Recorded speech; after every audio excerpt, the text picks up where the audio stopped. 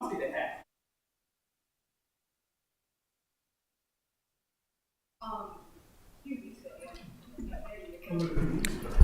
afternoon. The Public Safety Standing Committee is called to order at 2:03 p.m. Today is Monday, March the 2nd, and the time is 2:03 p.m. again. And we will have at this time roll call. Alderwoman O'Neill. Present. Alderwoman Pendle-Charles, present. Alderman Gay, I think, is en route. At this time, we'll have approval of the agenda with any changes to be made, and we're going to move this general discussion around. ID 3823 will be first, ID 4023 will be second, ID 4123 will be third, and ID 3623 will be fourth. And at this time, we will take up the legislation 0923, and at the end, we will take the election of the chair, which is pursuant to City Code Section 2.16-120. Can I get a motion for the amended agenda? I'll make a motion to amend the agenda. All in favor? Aye. Aye. Opposed? I hear none. All right. Legislation before us is 0923, adequate public facilities, mitigation of police protection level certification requirements. This legislation is, I won't say controversial, but we can say that. And the co-sponsors are Alderman Savage, Alderman Gay, and Alderwoman Pendle-Charles. We'll have the approval of the minutes before we move on to the legislation. Can I get a motion to approve the minutes, PSC 2.6.23? Motion to approve PSC 2.6.23 regular meeting minutes. Okay, I'll second. All in favor? Aye. Aye. All opposed? I hear none. We will move on to the legislation at this time. As I indicated, Alderman Savage is a sponsor, Alderman Gay and myself are co-sponsors. Alderwoman O'Neill, do you have any questions at this time? Are you ready to vote? I am ready to vote. All right. And I would make a motion for a favorable recommendation to the City Council for O-9-23. I'll second that. All in favor? Aye. Aye. Opposed? I hear none. And we will be discussing this later on the agenda. Moving on to general discussion, calling ID-38-23, Annapolis Fire Update. Presenters our Annapolis Fire Department leadership. Please come forward.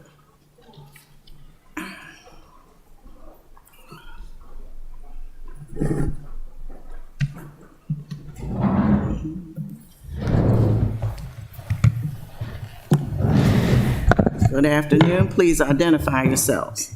Good afternoon. Doug Romali, Fire Chief. To my left is Carol Spriggs, Deputy Chief, and to my right is Captain Raymond McCrae. We'll be brief. We don't have a whole lot for today's agenda, but we have two items to discuss, the first of which, as you are aware, we have an ISO rating of a Class 1 fire department. That we got that rating 5 years ago, and we were up for reevaluation. I am proud to say, with our partners in Anne Arundel County Fire Department Communications and the Public Works Department, who maintains our fire hydrants and our water system, that as of June of this year, we will be reestablished as a Class 1 fire department, or updated once again. So not that we lost the certification, but we still have that certification, and it's been renewed as of June. I think Chief Spriggs can tell you where we are when it comes to that. Congratulations again. Thank you. So we are one of three Class 1 fire departments in the state of Maryland, and we are one of less than 400 in the entire country. So, out of the 30,000 fire departments in the United States, we are, one of very few Class 1 departments, something we're very proud of, and very proud of our personnel and obviously other city employees, Public Works, that have assisted us with maintaining that classification. Give the public a little bit more as to what a Class 1 fire department means and what it does and the impact in our city and public safety. So ISO rates fire departments from a scale of 1 to 10, 10 being no fire protection whatsoever and 1 being the absolute best. We are a Class 1 department. Things that we are measured include the level of training that our staff perform each year, the water distribution system throughout the city, our response times, the equipment that we carry, the 911 system is evaluated, and that goes even so far as the amount of time that it takes for the call takers to process a call and dispatch it to us, the amount of 911 lines that there are. There's just so many different criteria that you have to meet in each and every category, and you do that, and it lowers your rating. And the benefit to the citizens and the businesses reduces the insurance rates. Specifically for the businesses, it's a drastic reduction if you maintain that Class 1 rating, and then for the residents as well, there's a reduction in the insurance rates. And so, someone goes to purchase a new home or refinance a home. The insurance adjusters will ask, are there fire hydrants in your neighborhood, or do you know what the classification of your fire department is? When they hear that Class 1, they know that they're living in an area or have a business in an area where fire protection is the best that it can be. And so it truly helps, and it's truly beneficial. Great, thank you so much. Just to add to it, that rating also includes our fire investigation services that we have to go out and investigate fires in the city, and also our code enforcement division that goes out and does the building inspections, the fire inspections, the public safety inspections. So that all plays factor into our rating and how we get there. And like I said earlier, we can't do it without our partners. It's part of the tax differential. Anne Arundel County does fire 911 service, and they have a top-notch 911 center there that continues to process our alarms quickly and allows us to get out on the street. And the water distribution in the city of Annapolis plays a key factor in our rating. So that allows us to have enough water in the fire hydrants to have a fire flow in case there is a building on fire, and still maintain water throughout the city in case there's another fire. And Public Works actually has to go out yearly, inspect the fire hydrants. They have to do so many flow tests a year. They have to maintain the fire hydrants because that all falls under the water department. So we just want to make sure that you're aware that they are a big part of helping us achieve that. Obviously, most of it is what our personnel do, but we can't do it without our partners. Are they also Class 1, the county? Anne Arundel County is not a Class 1 fire department. I believe they have a split rating. I believe they are a 3 and an 8. So in the portions of Anne Arundel County where they have hydrants, they have the lower classification. And then the portions, for instance, in South County where they don't have hydrants, they have the higher classification. That's mainly because of the water supply issue. Right, okay. And they have a lot larger area to respond to, so some of their response times are a little beyond the where they would like them to be because of the locations of the stations. But the water supply is a major factor in that, and not having a water system that's established plays into it. Okay. Alderwoman O'Neill, do you have any questions at this point? I do not. I just want to say congratulations. Thanks for all the hard work that you do to keep us at that Class 1. I know that my insurance bill appreciates that. Alderman Gay, we're talking about the Class 1 fire department in our city. Did you have any questions of our fire department? Thank you so much, Alderwoman, and I do. And I want to stay germane to the topic of the insurance, but also a capital improvement amendment that I have in that may affect the insurance in some way, shape, or form. We have a bad speeding problem on President Street. I've requested the speed bumps. I did get an email back immediately suggesting that fire would be opposed to it. And I feel like I've talked offline and everyone is saying it's okay. And so how would 2 speed bumps, I mean, would it drastically affect your response times to the point that you could potentially lose the status that you have? So I would direct that back towards Public Works, but Public Works is correct. The fire department is against speed bumps. There are other traffic calming devices out there and some better ways to do it. Over the years, they found that the speed bumps may not necessarily be the best. For us, it's wear and tear on the equipment, and it does slow us down for our response times.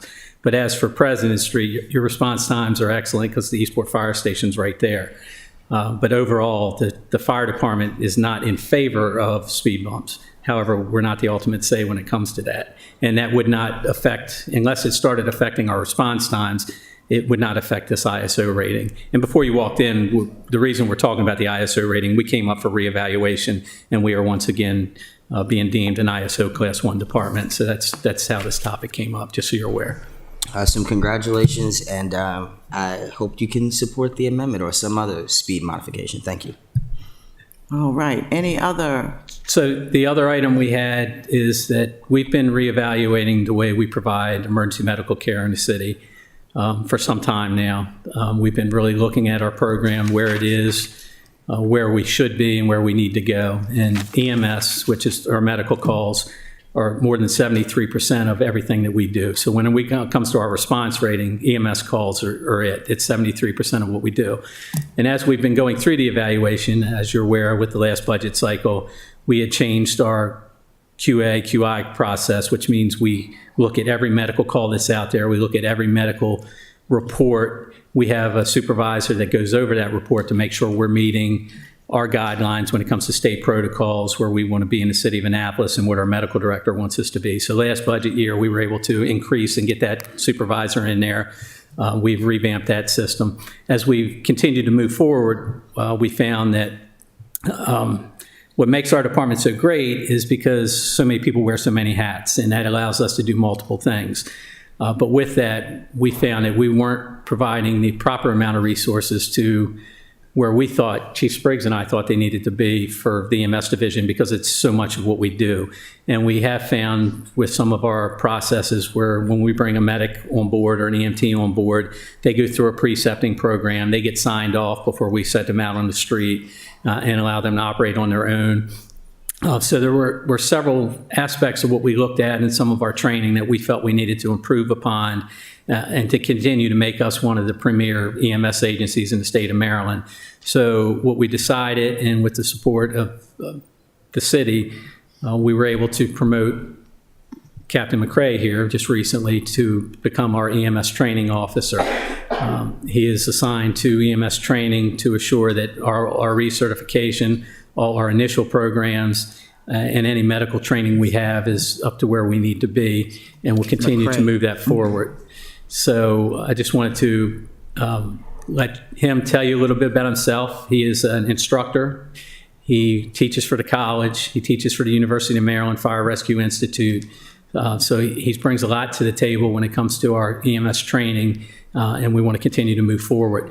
What you will see in the current budget, there is a position, because we had to move him from the field. And if you recall, we have 30 people assigned to each shift. By doing that, that one shift is down one person. So when in the budget, you will see an enhancement to replace the firefighter part of his position out in the field. So when that comes forward, you'll see that. But this is a necessary part of our department and something we deeply felt we needed to do. So we moved forward with it now. And I'll let the captain tell you a little bit about himself.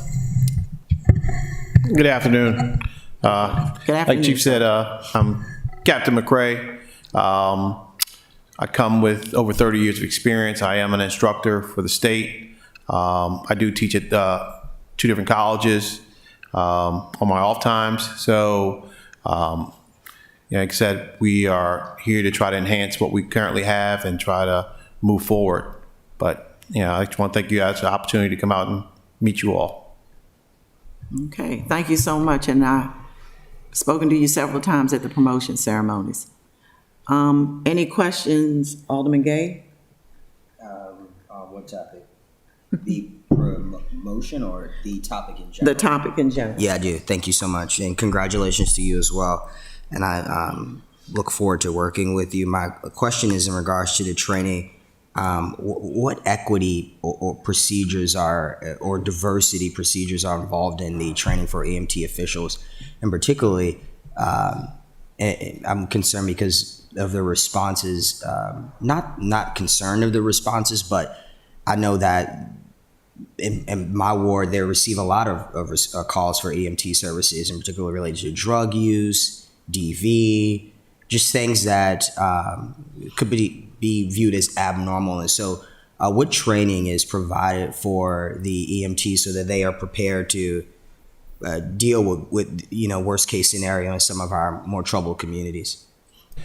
So we are launching multiple different types of training that deal with a big variety of calls. One of them is dealing with diversity. As far as an EMS provider, they are taught equity and diversity throughout their training.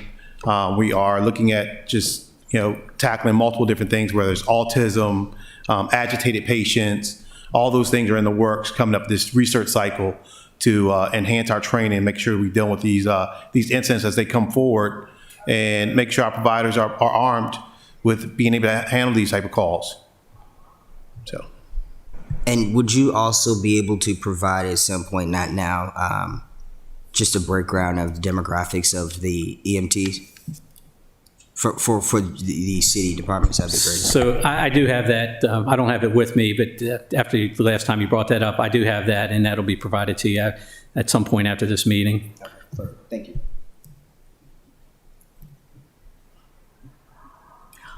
Captain McCray or Chief or Deputy Chief, is this diversity training part of the components of being a Class 1?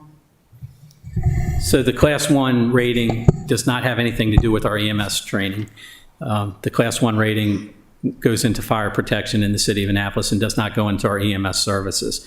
We meet the national standards and certifications for EMT and paramedic. So those are the standards. We're licensed through the state of Maryland. We work under a medical director. And we not only maintain the minimum training that's required every year through that, but what's going to help us here with this position is we'll continue to push out additional training that we feel is necessary for the community that we serve. Thank you. Alderwoman O'Neill, do you have any questions? I do not have any questions. I just want to say congratulations on your promotion. I do find it hard to believe that you have off time. You said you teach in your off time. I'm like, wow, really? But no, we appreciate it. And I look forward to talking with you and meeting you and learning more about you. Thank you. Thank you. Appreciate everything that you do. Appreciate your time. Thanks. All right. Thank you. Next, we will move on to ID-40-23 Hazard Mitigation Plan Update from our Office of Emergency Management. And then we will move on to ID-4123 Proposed State Disaster Recovery Fund and our Office of Emergency Management. This is hazard mitigation. Yes. Good afternoon. Good afternoon.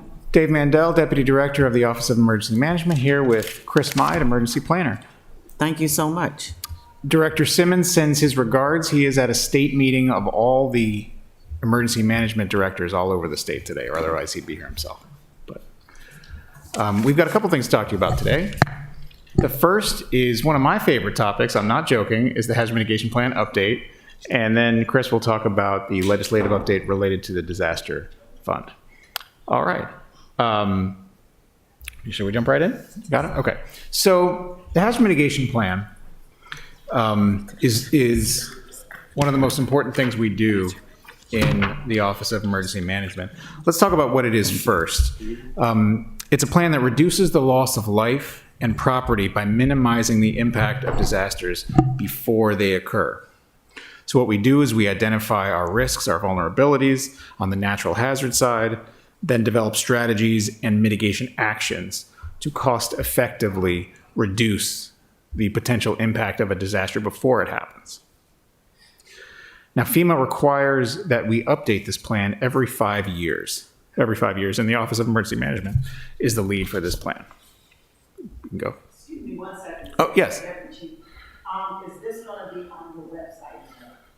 The plan, oh, the PowerPoint. We can put on the website. The plan is on the website. Okay. This particular PowerPoint I made for this I'm sorry, my mic wasn't on. Yes. Okay, just wondering in case some folks miss it today if it'll be available. But thank you, the entire plan will be there. Yeah, it is. It's there now. In fact, I can right now. mention Okay, that website. thank you. Sorry for cutting you off. No problem. No problem. So in terms of why it's important as a plan, so as I mentioned, FEMA requires that it be approved every 5 years. And in order to be eligible for mitigation grant funding, the city has to have an active and approved plan. So the idea is that FEMA doesn't want to give the city mitigation funding for City Dock, for all the projects that we have, if we don't have an active plan ahead of time to reduce the impacts of disasters before they happen, right? It's sort of hand in hand. They want to favor prepared communities. It makes sense. And looking at all the different funding sources from the grant programs that having an approved plan allows us to be eligible for, we've gotten about $3.5 million since 2015 from those sources. So the idea is, and we have as you can see there, we have a pending grant application in excess of $35 million for some of these, for City Dock and others. So all that would go away if we did not have an approved hazard mitigation plan. So that's why it's very critical to have it every 5 years and have a really robust planning process to make sure everything is as it should be for this plan. We can go, okay. More good news. So the plan carries no cost to the city of Annapolis. We got a grant for $37,500 to hire a plan developer, a local firm that also prepared our previous mitigation plan 5 years ago. So it's really a win-win-win for the city because we'll take the grant money to draft the plan, which makes us eligible for all these millions and millions of additional grant funds. So we try to leverage as many federal dollars as we can for the benefit of Annapolis.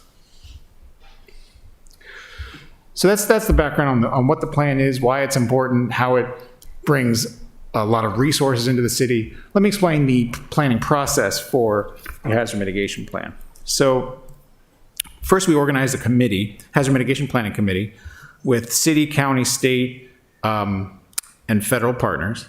We've gotten surveys distributed. We've convened a hazard mitigation workshop a few weeks back. And I mentioned our draft plan is on the website. That's the website right there. It's AnnapolisHazards.org. So anyone can take a look at the draft plan right now. It's 575 pages, and you can provide comments. That information about how to do that is on the website. You can continue. So in terms of the timeline for completing this plan, we have already submitted that draft that I mentioned to FEMA about 10 days ago. They have 30 days to review it. Once they do that, they'll provide a bunch of comments. Here's what we need to add or change or fix. Once those comments are incorporated, FEMA will issue an approval pending adoption letter, an APA letter is what they call it. Then we'll come back to the city council and ask that the plan be adopted. And once we have that adoption from the council, we'll return that to FEMA and our plan will be officially approved for the next 5 years. That's kind of a rough timeline. We don't know exactly when it's going to be because they are in the midst of their review and it could come back anytime. Okay. Any questions on the hazard mitigation plan update? Question or so. What's the difference this year than 5 years ago? And I'm not talking about the nuances, maybe just some overall general changes. Good question. We are adding some, we get a little better every time, right? We learn from experience, some things have happened. The big change since 5 years ago is the pandemic, goes without saying. So we have an infectious disease chapter this time, which we didn't have 5 years ago. The previous update, I think we included an earthquake chapter, because we had the earthquake, about 10 years ago now. So we try to kind of add a little bit based on the experience that we've got. And that's the big change this go around, is there's an infectious disease chapter, which we have coordinated with the Department of Health. Okay, and I had one other question. Just in general, you all have been premier in getting grants for the city, and I want to personally thank you, Deputy Director, because I know you've been front and center, and you've been the mainstay of getting millions of dollars worth of grants. Give us just kind of an approximate number of what we've been able to secure as far as grants over the past few years. Sure. Well, had I known that question was coming, I'd have my budget presentation, which is back at my office. That's okay. But I just did it, so I can tell you a snapshot in my head. It seems like every year we are opening up a new avenue of revenue for the city. Just staying on the topic of mitigation grants, we have brought in about $9.8 million since 2015. So that's kind of one of our newest areas. And it basically came about because of the need with City Dock, with so many projects, us seeing flooding so frequently. It was just a place where it was clear our office could make a difference. And so we, put in the work and got quite a bit of nearly $10 million back in the last 7-8 years. So that's a big point of success for the city in the last few years. We have also been getting opioid funding, substance use disorder funding, going back till 2018. And I don't have the numbers in front of me, but it's somewhere in the neighborhood of 200,000 to 300,000 total going back to 2018. I can get you the exact number. I don't have it obviously in front of me. There's also the traditional public safety funding that we have. And that's the Urban Area Security Initiative Grant, the State Homeland Security Grant Program, the Emergency Management Performance Grant Program, the Hazardous Materials Emergency Preparedness Grant Program that we do with the fire department. That brings in about $950,000 a year, give or take on average over the last 13 years or so since I've been in the office and the director's been in the office. So when you look at the history, actually, let me put a pin in that one.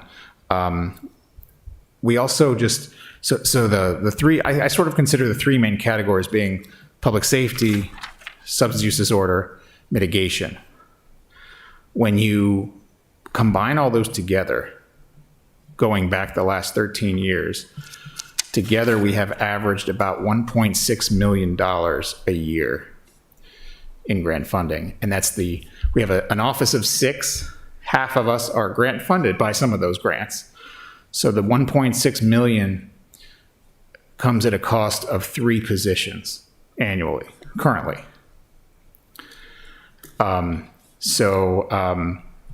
The total number, you can kind of do the math, 1.6 million times 12 years is we're looking at somewhere in the neighborhood of 22 million since the director and I have been in the office.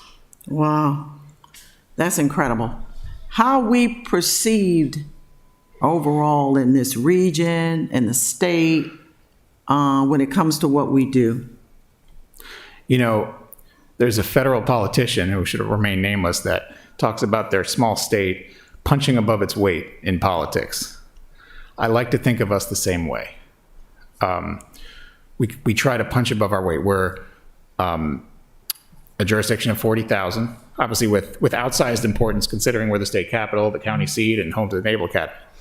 But considering our small size of our municipality and our small staff, I think we are known as one of the jurisdictions that has our act together, that we have a professional team, and that we will go above and beyond to turn over any stone that will lead to success for the city. And more than that, we've adapted. When Governor Hogan issued an emergency declaration for the opioids, all of a sudden we're in the opioid business, and we've gotten the funding I mentioned. The need was there for mitigation going back 6-7 years. We adapted to that. Pandemic came along, and now we're getting pandemic funding. So I'd like to think that we are nimble and adaptable and always looking to figure out another way to benefit the city of Annapolis. And funding is a really, really big part of that. It's one of my proudest, accomplishments as a team to say that we pull in many multiples of what we cost the city, and it's only increasing, and there's more to come. So we're excited about that. And you all were definitely front and center in the coordinators during the pandemic, and we lost very little when we look at what other jurisdictions suffered and what we did not, and a testimony to our Office of Emergency Management. So you all would consider yourself in the boxing world featherweights, but you will get in the ring with heavyweights. Exactly right. Other departments in the city, do you assist them as well with some of their grant support? As far as helping them or writing some of their grants as well? We have helped within and without the purview of emergency management. I mentioned the example of the Hazardous Material Emergency Grant Program. This is something that the Office of Emergency Management applies for jointly with the fire department, and I just put in an application. It was due in March, just a couple weeks ago. This is the 8th year that we have put it in a row, and the 8th year and the 7 years to this point that we've applied for it, we've gotten everything we've asked for. So that's brought in some funds for fire department training. We have worked quite a bit with public works engineers on city dock, so we can take their work and their material and put it into an application for mitigation funding for millions. We've worked with the mayor's office and the city manager's office to apply for grants outside the purview of the Federal Emergency Management Agency, outside the EM world, because of our experience in procuring and securing federal grants. Our services have been requested by others for grants and issues not specifically related to emergency management. So when it comes to our substance use disorder grants, the Office of Emergency Management administers those grants in a partnership with the fire department, with the police department, and with the mayor's office. I know you're well acquainted with Your Life Matters and Naptown Anti-Dope and NAM and so forth. So all that is coordinated within the Office of Emergency Management. So those are just the examples that I can tell you off the top of my head. There's many more. That doesn't even mention our public safety grants, the UASC, the Urban Area Security Initiative, and the State Homeland Security Program. Those are our longest standing grants. And that's provided funding for the bomb squad, for example, going back years, provided funding for police training, police equipment. So we have regular conversations and coordinations with pretty much everyone, certainly every public safety organization in the city, police and fire, but even outside public safety, with the other examples I've mentioned, we are very much involved in coordinating with just about every department and office in the city. Okay, wow. Thank you so much. And Alderman Gay, do you have any questions? Thank you, Madam Chair. Just quickly, can you expand on because I do commend your office on the ability to find money is one of the things that I can't say any other department in the city has done as effectively as you all have and consistently in the budget presentations. In partnership with the police department, can you discuss and elaborate on maybe grants that you have partnered with them outside of the substance abuse and opioid, which I think you all do a great job on, and I appreciate the reports and updates. Any grants related to domestic violence, any grants related to really filling in to where like our crisis response could be, because we still give them $20,000 every year in our budget for their crisis response services, and granted that's nothing compared to what the county's budget is and what their office is funded, but I'm trying to find a sweet spot and an effective spot for our communities dealing with crisis where they can receive the help that they need immediately, in particular for gun violence, murder, and domestic violence, which happens with far too much consistency. Right. So I sort of consider grants, securing grants and administering grants as part of our mission, in that at a broad level, emergency management matches capacity with community need, whether it's grants or whether it's response or whether it's anything, planning, training, you name it. It all comes to matching what the community needs with what the city can find a way to provide or connect with other providers, right? So that's sort of my conception of why grants make sense in general, how it fits with what we do, and that goes with the coordination aspect, of course. When it comes to APD grants that OEM partners with, they're maybe one of our oldest partners for our grants in terms of the State Homeland Security Grant Program and the Urban Area Security Initiative Grant Program. Those are grant programs that Congress passed after 9/11 to promote anti-terrorism efforts. So the focus of our grants with APD have that terrorism nexus. So it's not domestic violence specifically or something else, but what we find, and I'll defer to APD on some of their specifics, obviously they can speak better than any I ever could, is once you have that training, once you have that equipment, if it's provided by an anti-terror grant program, it's in the possession of the department, right? The officers are equipped, the officers are knowledgeable, and certainly it could be used wherever the police department feels it would fit. I know that the police department also has other grants outside of what we do at OEM with them, and that may involve some of the areas you mentioned. But that's the relationship that we've got. Thank you. Alderwoman O'Neill? I just want to say thank you for all the grant work you do. I know that one of the grants that you are going after too helps the program that is near and dear to my heart, which is Food Fridays, which kind of goes back to not necessarily crisis management, like Alderman Gay was suggesting, but it is a crisis in our community when people are going hungry, and those efforts, and the efforts by your staff to help with that is greatly appreciated. I didn't want to mention that because we just put that application in, and I sort of, there's a kind of a general rule that, there's no promises in the world of grants. And so you hope and you pray and you do your best and then you see what happens. And so I talked about the public safety component of grants, the mitigation component of grants, and the substance use disorder component of grants. And as we were completing this application for Food Friday, I'm thinking to myself, this is going to be, if we get it, and I didn't mention it because we haven't gotten it yet. That'll be another page in our budget presentation a year from now in terms of, it's another example of finding new avenues of revenue for the city, should it come through, since you brought it up. We just sent it off, so we'll see what happens. But it's another example of our expanding reach and finding the needs in the community and matching them up with resources wherever we can find them. Right.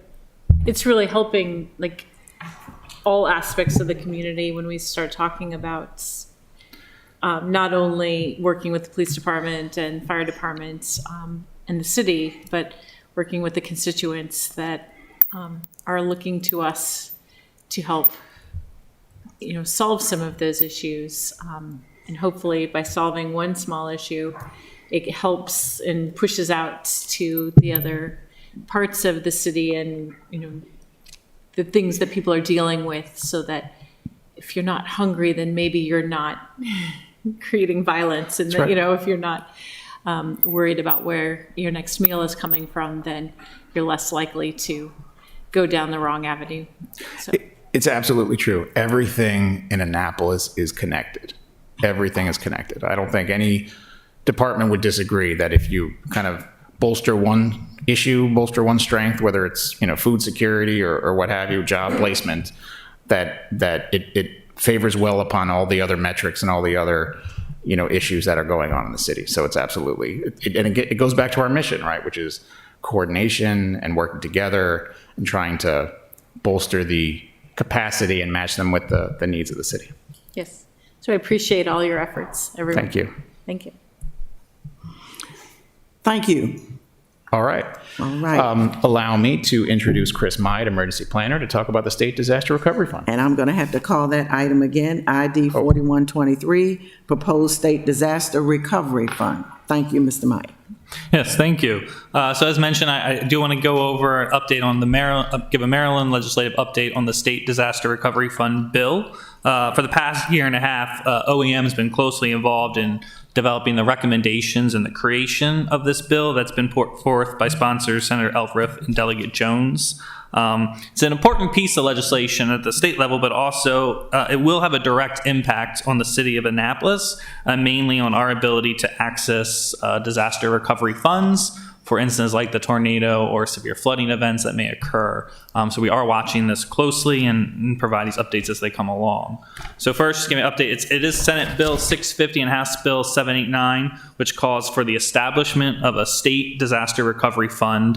And basically that would allow for quicker access to state funding when smaller localized disasters occur that do not reach the level of a federal disaster declaration. So currently now the process, when disasters happen is when local resources are exhausted, you can go to the state, and when state resources are exhausted, you can go to the federal level. And when people think of larger disasters like hurricanes, tornadoes, or major flooding, it typically can come with a federal disaster declaration. What we're talking about today, and we'll find out, is when there's smaller localized ones, such as the tornado that hits a specific section of a community, state and federal resources might not always be available how they're currently written. So we're looking to amend that to make those adjustments so we can access those funds. So this bill was established in response to the growing number of these type of isolated disasters in Maryland, most specifically here in Annapolis and Anne Arundel County in September 21 with the Annapolis tornado. Then a month later, the severe flooding, the fourth highest record flooding in downtown in October of 2021. And then throughout the state, in past years, there's been the Ellicott City floods. In August of 2022, the Smith Island tornado, tornadic water spout. The bill also aims to kind of improve the current patchwork of disaster recovery programs in Maryland, and also creates the fund to be administered by the Maryland Department of Emergency Management, and the local appointed emergency managers who are the industry experts. Current state catastrophic event fund is kind of managed at the governor's office and the legislative process, so we're looking to kind of incorporate more EM expertise into how those funds are dispersed. So, like I said, the overall purpose is to allow the local governments the ability to access state funds when a federal declaration is not granted, as was the case with the Parole tornado. Federal assistance is not always guaranteed, and it can be a long process before funds are released. This fund would allow for quicker distribution of funds at the state and local level that can get to our citizens and residents and communities quicker. Basically, the fund is to provide disaster recovery assistance to individual and families when a local unit of government submits a request, but the federal declaration is not granted. Can also be used by local governments for the repair, restoration, or reconstruction of public facilities that are damaged or destroyed. Again, when a federal declaration is not declared, the fund can be used to meet the unmet needs of individuals and families who've been denied federal assistance, but otherwise meet the criteria for this fund and this program. And a main point is that a portion of this fund can also be used to administer disaster case management services, so working one-on-one with disaster survivors, which is a vital component of recovery because it helps to ensure there's equity for all residents of Annapolis, including those with lower incomes or other social vulnerabilities. Having a dedicated disaster case manager to walk them through the often difficult process of recovery is essential, and this fund would allow for funding to be provided for those types of services, either through reimbursements or for increasing capacity. Again, just a background, this bill did kind of come forth out of the 2021 tornado that happened. There was no state declaration, which in that case limited access to relief funds at the local level. So this bill aims to address that by specifically mentioning and including local units of government. So a local declaration or the city, when we have a similar event, again, we can go direct to this fund through the Department of Emergency Management to access it. In the event federal funding is not made available. The former governor did direct $4 million from the to the Department of Housing and Community Development for housing programs after the tornado. Those were initially loans that were later converted to grants, but it was a slow process in getting those grant funds to the impacted homeowners. So through this bill and through amendments being proposed, it kind of eliminates that step, and that funding can go directly to the local government to then administer as necessary.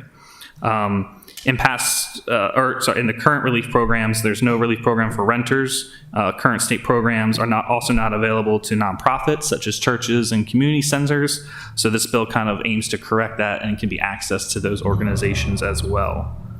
Just in following up from the 21 tornado, currently OEM still is working on 2 open residential cases with the Maryland Department of Housing and Community Development for Annapolis residents. These are to help them provide grant funding for housing repairs from that storm, which has still been a year and 6 months ago. So recovery, is a long road. It can take years. So we're still in the process of the goal of all these funds is to help make that money and resources be able to be distributed much quicker.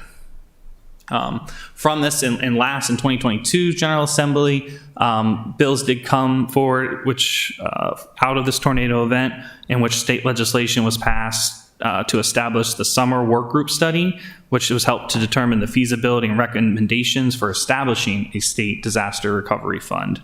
The city of Annapolis and Anne Arundel County were the co-chairs of this study, and then it included participants of other local EM directors, the Maryland Department of Emergency Management, state and county finance managers, MACO and MML representatives were also included, and basically met throughout the summer and fall to develop a criteria and set of recommendations in order to create some type of statewide relief fund.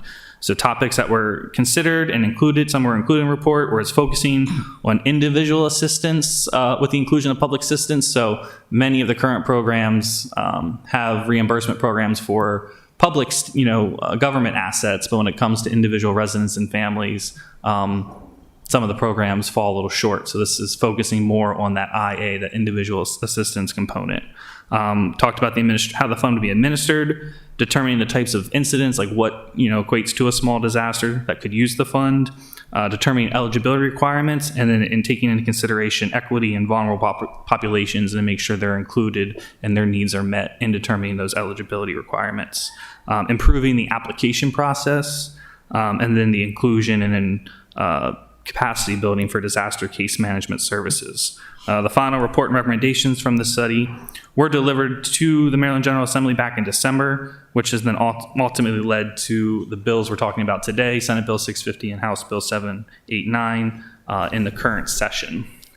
So with that, the Office of Emergency Management, 2 weeks ago, in addition to Alderwoman Pendell Charles, and members of the Maryland Department of Emergency Management, Anne Arundel County, and MACO provided both written and oral testimony to the Senate and House committees in support of this bill. Some of the testimony key points included that state programs are currently unfunded or unable to meet the needs of local disasters, like what happens in Annapolis. So we want to improve that. Low income and vulnerable communities need additional support, trying to reinforce the governor's motto of no one left behind. This bill aims to do that. Wanted to make it aware that FEMA does not fund small disasters. It's important to know that when those incidents can happen, a federal declaration is unlikely, so that we have to look into other types of resources and what we can do at the local and state level to improve that. The need for emergency management experts to help manage the program, and a call for an increase of disaster case management funding.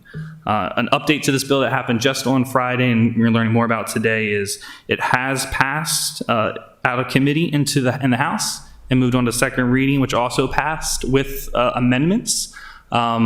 So the amendment is currently the state has a catastrophic event fund, which is about $10 million in it. It was proposed to kind of abolish that fund and move the $10 million into that, into this new state disaster recovery fund, because it also would help allow for emergency management to administer the problematic parts of how the funding is given out. The amendment that passed in the House, instead of creating a new disaster recovery fund, basically just amends the current catastrophic event fund and includes local government. So it is a positive in that local governments will have access to that fund that's in that account. However, there is still discussion that's going forth on how that fund is administered, and still looking to have the Maryland Department of Emergency Management and the local appointed EMs, including like Director Simmons from our office, to be involved in the process of how that fund's administered and the eligibility requirements. So just the last little thing to kind of just recap all of that is basically just to tell you how the bill would benefit the city. So ultimately, it provides a quick and accessible resource for recovery assistance as needed following disasters like the tornado, severe flooding, microburst wind events, other similar type of smaller localized disaster. It allows the city to directly request assistance from the fund independent of a state or federal disaster declaration. So if there's a local declaration from the city, we can use that as kind of our support to request these funds, even if a state or federal declaration is not made.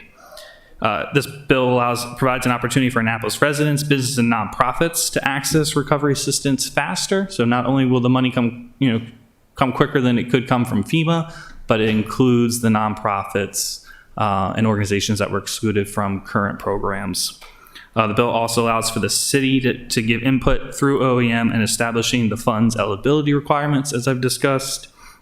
And it allows for the city to increase its capacity to also offer disaster case management work to help residents more effectively navigate an often difficult recovery application process.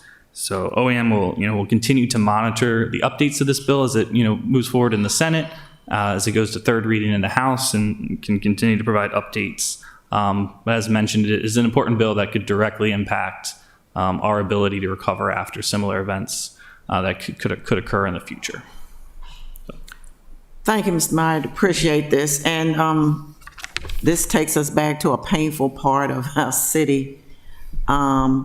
While we do applaud again the governor's office in 2022 for making some accommodations for our residents, we still, like you said, we still have 2 households that have not been made whole, and that is troubling to me each and every day.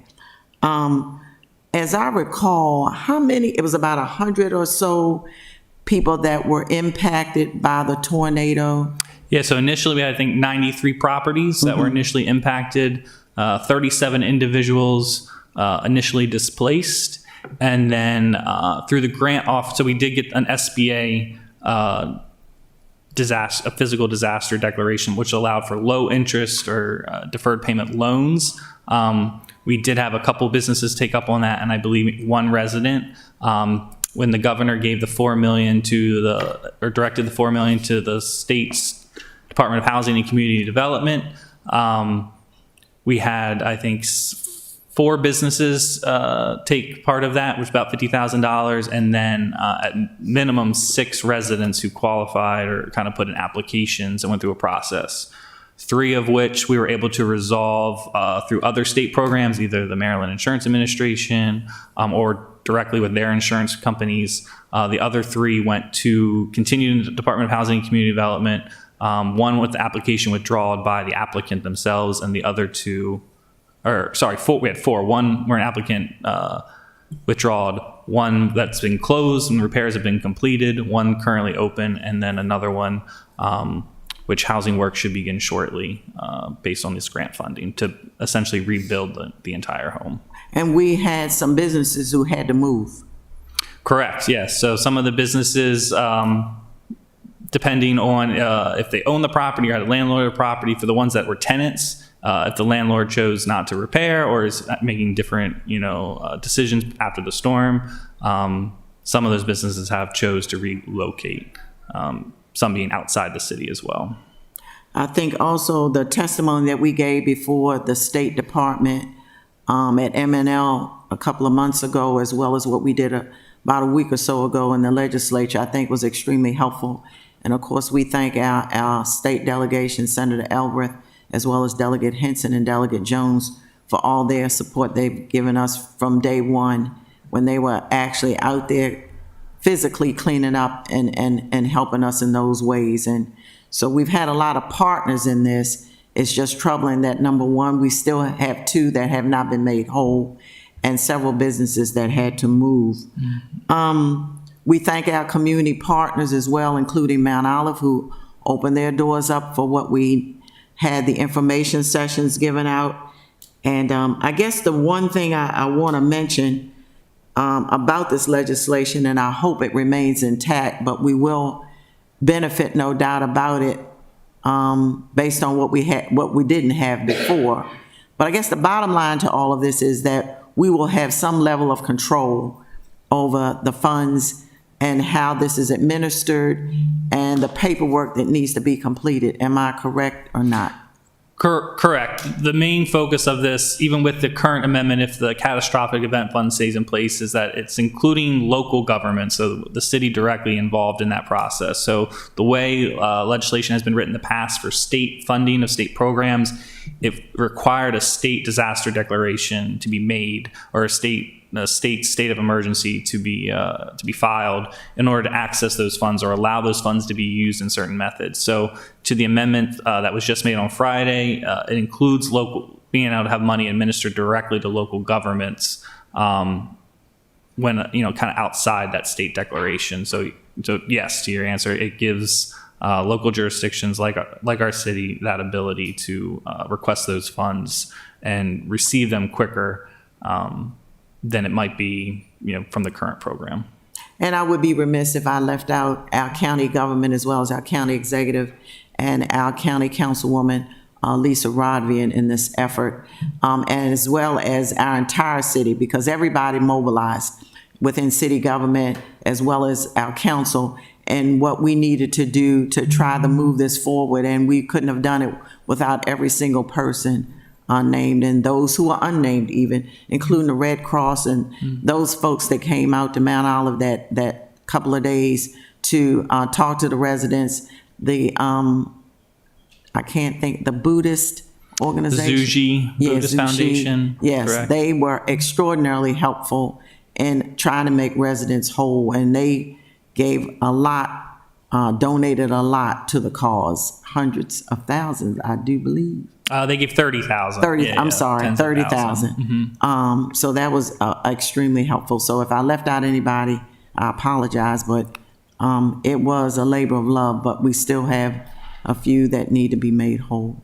Alderman Gay, do you have any questions? Alderwoman O'Neill. No, I just want to say, I think this is amazing.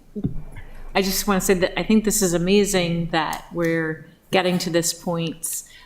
It was disturbing that it's a year and 6 months past a very major happening in our city that affected so many people of the 93 properties. But this will help ensure that future happenings are taken care of. And I appreciate that coming from the city and seeing how much Rhonda has done as far as helping out and being there for her constituents. So thank you for all the work they put forward on this.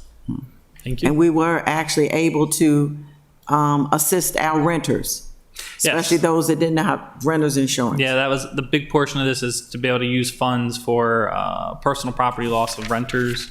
And, to mention the organizations, it was a community effort. The Annapolis Community Foundation, came in to offer, smaller gift card, like we call micro grants to renters that were impacted by the Annapolis tornado as well. We thank them for that effort. Thank you all so very much for all that you do each and every day with such a small staff. You're incredible.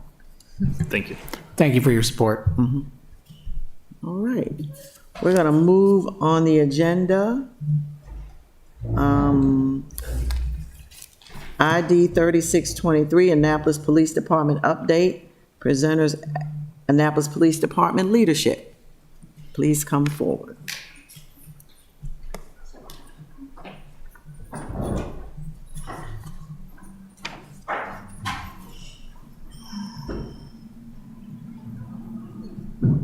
Bring as many chairs as you need to.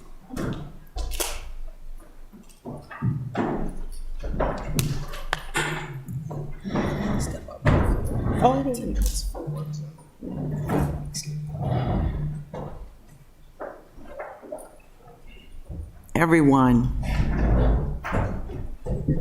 Oh, okay.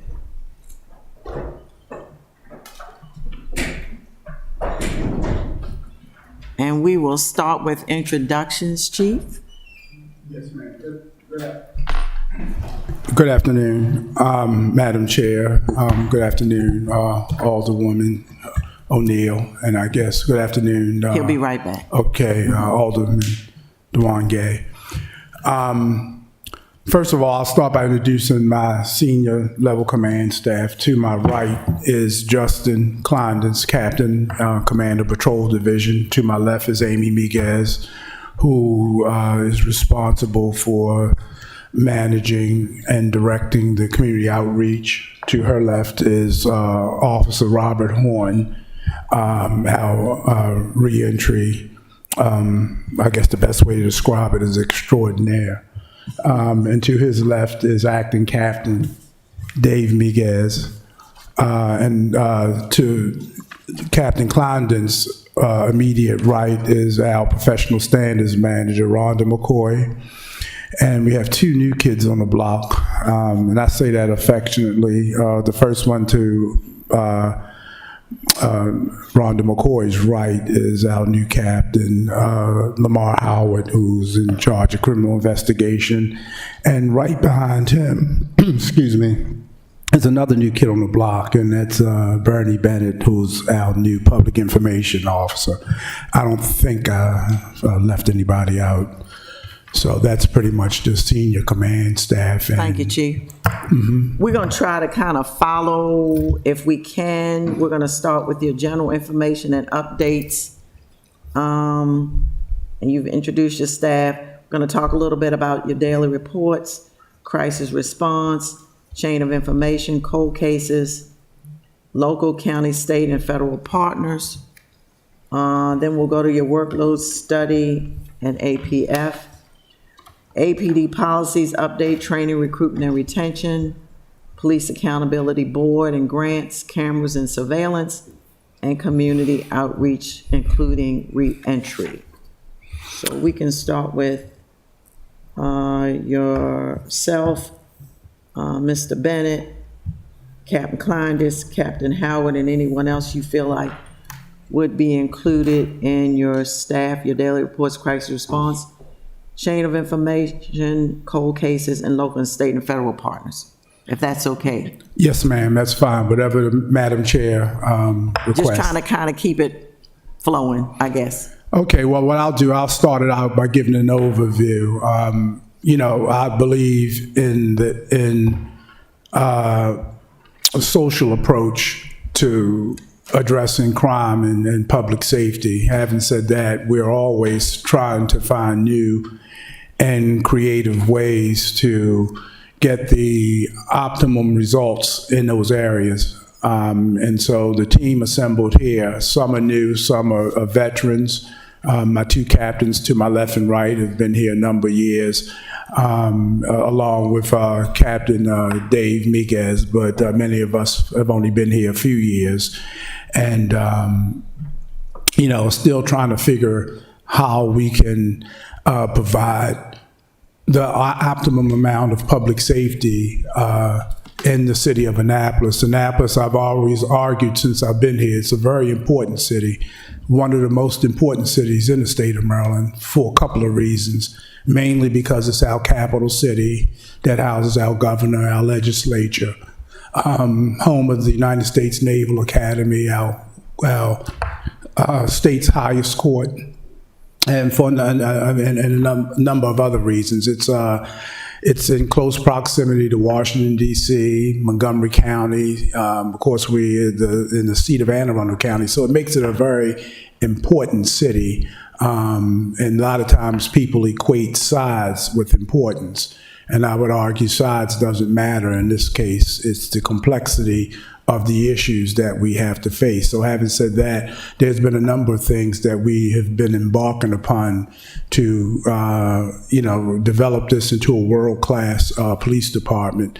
Number one, of course, has been, as an overview, is we're addressing the adequate public facilities ordinance that, has been a topic of conversation both in the community, politically, and the APD. Out of that, I hope that we can come up with a formula to address real staffing needs, to address the issues that we're charged with the responsibility of. And at the end of the day, that's public safety. We have a number of things going on with the police Reform Act enacted by the Maryland General Assembly, which requires us to do many things. I'll have our professional standards manager to speak to that, but there's a number of updates in that area. In particular, everything from us being required to make it user-friendly for citizens who have concerns or complaints against any of our members to come in and do it without the fear of any type of reprisal or intimidation. Officers being required to demonstrate that they are physically fit and mentally fit to do the job, and I'll let professional standards manager Rhonda McCoy address that, and a number of the legislative issues. I'm proud to say that Rhonda has pretty much, and I've known her a long time, as she usually does when you give her an assignment, she takes it by the horn and takes personal responsibility and pride in her work, and as such, she's become one of the leading voices in making sure that the legislation is addressed fairly, and she has two loyalties that she's has to, and it's a tough job, loyal to the requirements of our elected officials, but also loyal to the men and women that this legislation affects most of all, and that's my management style too, because we can't do anything if we're not treating our members fairly, and if we're not looking out, they need to know that we're looking out for their best interests, because we ask them to do a lot, up to put themselves in harm's way. I'm also proud to have Captain Howard on board, because he brings a wealth of experience both in the internal investigative process. He was a former deputy commander, I believe, in the Public Integrity Bureau in Baltimore, but he also has vast experience in criminal investigation. We always have lively conversations about the Constitution and how to investigate a case, and also the frustration to know that we're only one arm of the criminal justice system. Many people don't know is that we can feel one way about a case, but it doesn't stop with us. And so I wear my heart on my sleeve. I guess many of you probably haven't figured that out yet, but I wear my heart on the sleeve because I love the profession, and I found it to be an honor to be the police chief. And if you honor the profession and you take pride and show that you're grateful in the opportunity you've been given, you want to do the very best for the people that put you there. And so, having said that, I'm aware that politically and socially, that I'm not always the final arbiter of what gets done or doesn't get done. All we can do is develop a case based on probable cause and present it to a prosecutor, and then it's out of our hands after that. So Captain Howard and I talk about that all the time, and I asked him if he would just make sure that we have the best probable cause that we can possibly have to explain. And basically, probable cause is this very abstract term, but the best way to describe probable cause, other than that they probably did it, is to be able to articulate before a layperson who hasn't had a law degree or graduated from a police academy, to get them to understand that, yeah, that makes sense that this person may have done what was alleged. That's how you establish probable cause. But of course, for a case to get through the system, it has to be beyond a reasonable doubt. And sometimes that puts us in conflict with the system itself, because our burden constitutionally is probable cause. Amy, Captain Miguez, she's really been a blessing. In addition to being articulate and experienced, she really has an affinity to make sure that all the parts come together and that the community understands what our challenges are. While at the same time reaching out to the community to find out what we can do best to serve them. And that's not an easy job as well. And I'm proud of her, because she'll defend the agency. And anybody that's around me knows that, whether it's Rhonda McCoy or anybody, you have to defend this agency. You have to defend the men and women, because if we ask them to give the ultimate sacrifice, then they need to know that when we're dealing with the rank and file, we want to present them with the best opportunity so that their environment can be safe when they go out there as well, because we experience trauma just like the community at large. We're no different. And then my guy that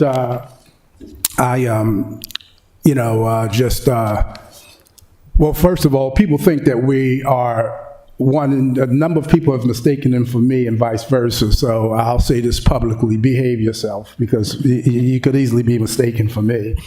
But Rob has just brought a whole nother level of comfort and enthusiasm to neighborhoods that have been historically underserved in the city of Annapolis, and hope to those who, for whatever reason, has put themselves in a position to have to enter into the criminal justice system, long-term or short-term, as well as those who are at risk of entering the criminal justice system. He provides this very unique and very fascinating service to the citizens of Annapolis and APD in his ability to connect with people who have historically resented and despised law enforcement. And he understands that crime is nothing but a manifestation of social problems gone unaddressed,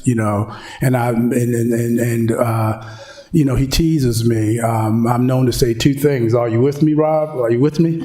And the second thing is that everybody at this table hears me say it all the time, even in staff meetings. Why wouldn't you have crime when you have mental illness, when you have drug addiction, when you have broken families, when you have poverty, when you have rage, abuse, domestic violence, and all those things? Why would a community be peaceful and obey the law? Availability of guns for people who shouldn't have them, and a drug economy. Then you're not going to obey the law because the legislature says it's against the law. So Robert understands that. He has forged relationships with some of the most dangerous people in Maryland, and able to get them to kind of transform their thinking, as evidenced as the many times he's even brought some former convicts here to talk to the mayor and talk to our community outreach people to help us to get these young men and women to understand that crime is a dead end. It's not glamorous. It's not profitable. It's going to end you in two places: in a morgue or in prison for the rest of your life. So we are very grateful to have Rob. Now, I just touched the surface of the things that he does. And then lastly, before I turn it up, two more real quick ones. Mm-hmm. Chief, before you go on, let's stick with our first class, Officer First Class Horn. Two things. Number one, he recently, I think, was given some sort of accolade. Yes, he was. He's been given a couple of awards. And the other thing is, we're having a youth summit, and I know Captain Miguez is probably going to talk about that. A special guest that he was able to get us for that youth summit on April the 8th, which is none other than former running back Ray Rice of the Ravens. So I just wanted to make that comment, but several accolades that we talked about recently. But excuse me for cutting you off, Chief. No, ma'am. And he's not done yet, as far as I'm concerned, in that area. Really, just about everybody at this table. But kudos to him. And then here's the budget man. He's a tough guy when it comes to the budget, because he'll tell you we can't do that real quick. It's from me on down, but that's good, because that keeps the integrity of the process in check, and it generates healthy discussions. So for that, I'm grateful to you. That's not a criticism. It's a good observation. And when you have a budget person, they have to be able to confront you, whether you're the chief or not, and say, look, Chief, I don't want to get you in trouble, but this is what we need to do. So we're grateful to have him. Absolutely. And, I know careers come to an end and people retire. And, he's one of the people that I'll miss when his time is up and it's time to move on. So thank you, Acting Captain Miguez, for all that you do. And then last but not least, the new kid on the block, and I got two more real quick. Justin, how can I leave him out? Don't get mad at me, Justin. Justin, he's at the core of all this. He makes it go. He's the face of the Annapolis Police Department command staff. He commands the patrol forces. And what I like about Captain Klein is we've had many conversations. He understands that times have changed and the paradigm has shifted in terms of how we enforce the law. But he always tells me, Chief, we still have to make sure our officers' workday produces results because they are given a salary and benefits, and we have to be able to justify their existence. So we are always trying to find creative ways to make sure that we teach our officers and get the most out of it. And that's a direct result of the work of Captain Klein. He's one of our most experienced patrol commanders, in addition to being a firearms instructor and really our resident expert in the area of firearms and tactics. So I'm sorry, I'm just trying to give the right introductions. I didn't mean to leave you out. I saved the best for last. Yeah. And then our very last one, and then we can, and then I'll turn it over, and that's Bernie Bennett. Bernie Bennett is well known. He's an Annapolitan. I believe he was born at the Naval Academy, and so he's a true Annapolitan. And he went off for a number of years after graduating from Howard University School of Journalism. So he's a pure journalist, and I like that. I minored in print journalism as a college student. My undergraduate degree is in criminal justice, and I shared that with him. And I have a minor in print journalism. So I like to write, not under stress, but I like to write when it's leisurely. No police likes to write under stress, but that's what we do most of the time, write under stress. But we're looking forward to having him here. He's learning the department, he's learning the culture. I think every night that since he's been here, there's 3 people here that usually close the place up.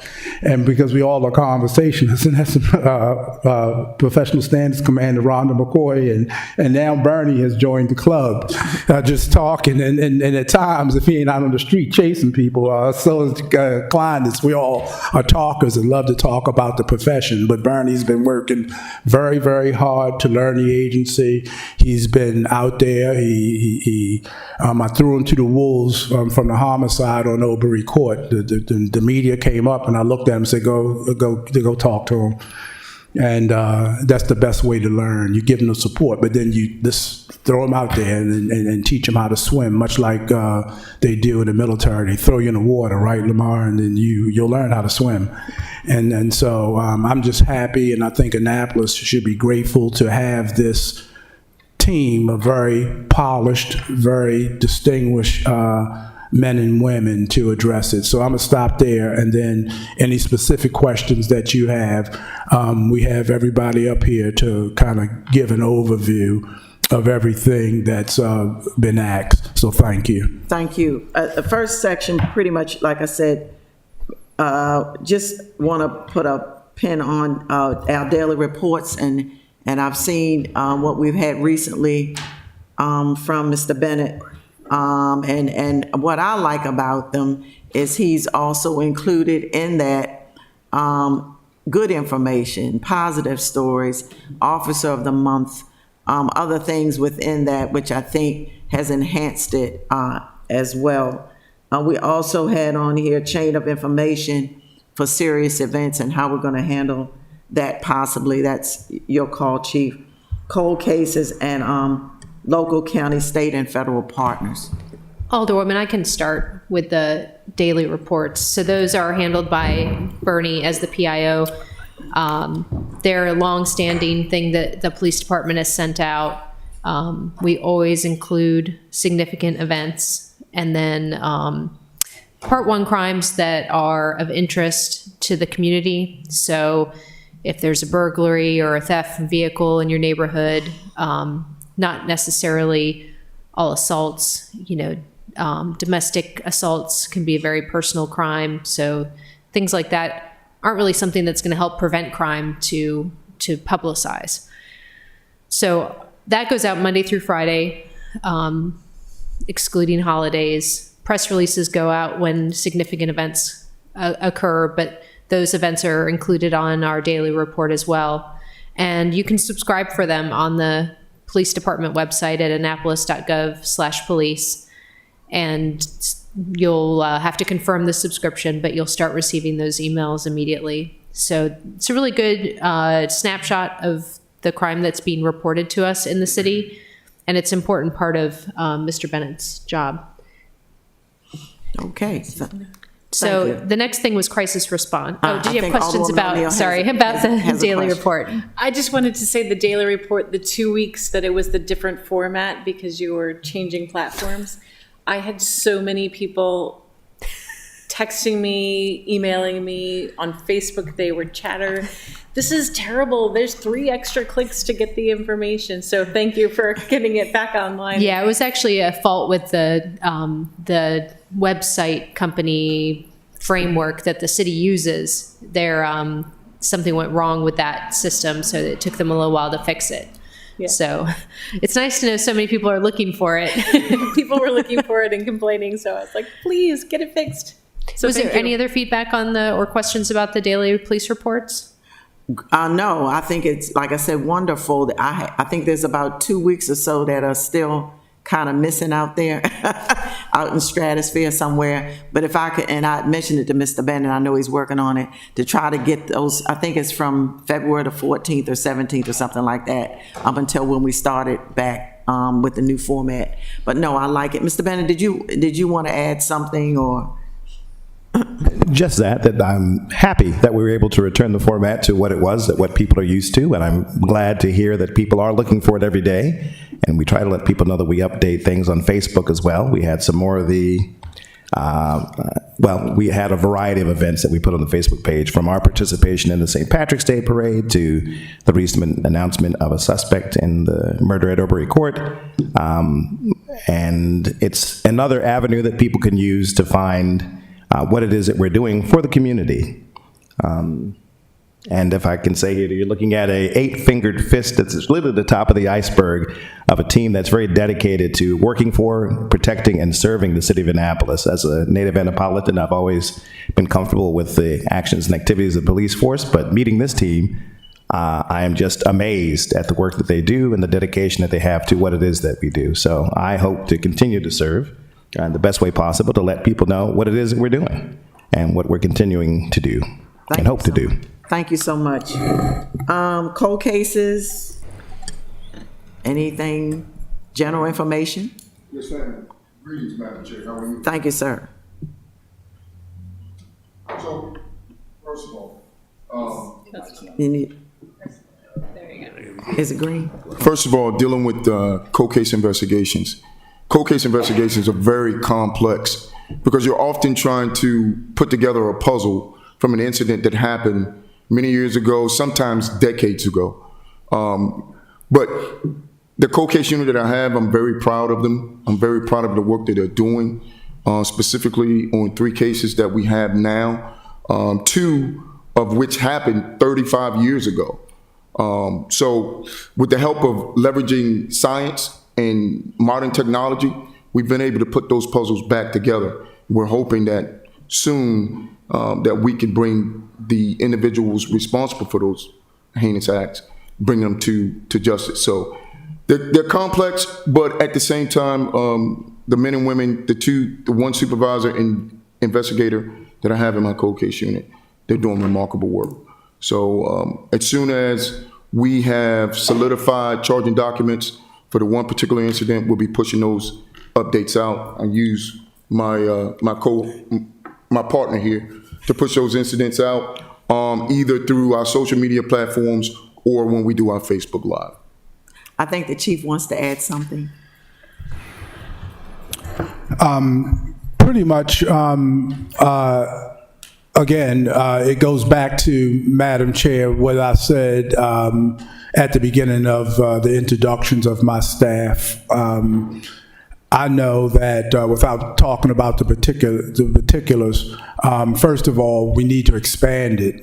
He needs more investigators, and that's my wish list, my Christmas list 9 months early, that we'll be in a position to add investigators.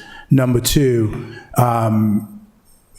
I feel that at least 3 of the cases that he's talking about, we have everything we need to move forward. And I'm really confident, of course you never know, but I'm confident that with the hard work that the cold case investigators have done, that we'll be able to announce to the citizens not only the arrest, but I think ultimately we'll get convictions. And then I'll say that even if the suspect is now deceased, you can't, with families, they grieve and they need to know why and understand why. So I always share with the cold case squad, number one, we do some things that is just as important as solving the case. We reach out to the families, we have a list, and we keep them apprised of the investigation. He's not here right now, but the deputy chief, when he first came here as a consultant for the cold case unit, he said to me, Chief, what we should do is reach out to the families and just let them know we have nothing else right now, but we haven't forgotten your loved one. And so, it's a void. If you've ever been a survivor of a murder victim, you never get over it. It changes your whole family dynamic.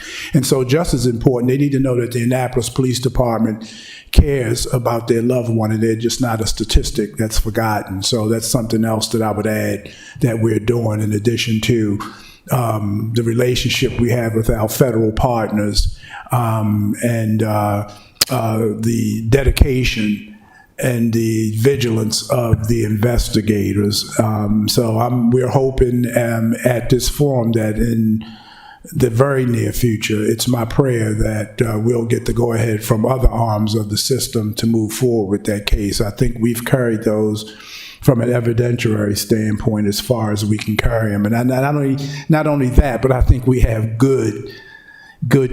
develop good evidence in those cases to hold those individuals accountable. And hopefully, once that's announced, then it'll create the public value.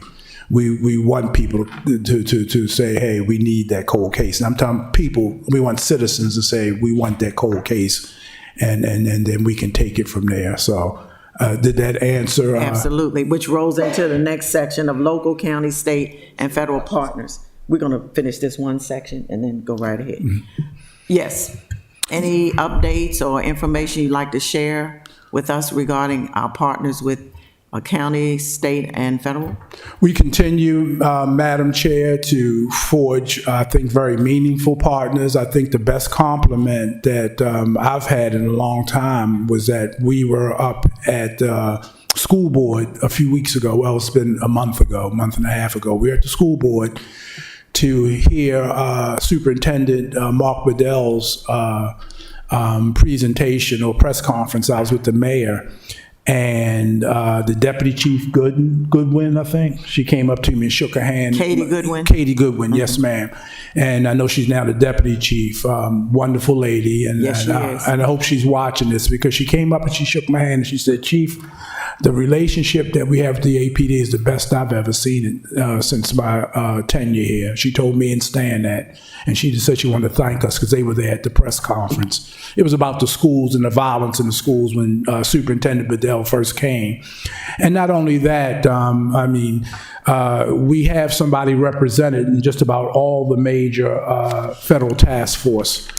For an agency as small as the Annapolis Police Department, that's phenomenal. And I'm happy to report one of Ms. McCoy's people will be starting in about a week and a half the FBI National Academy.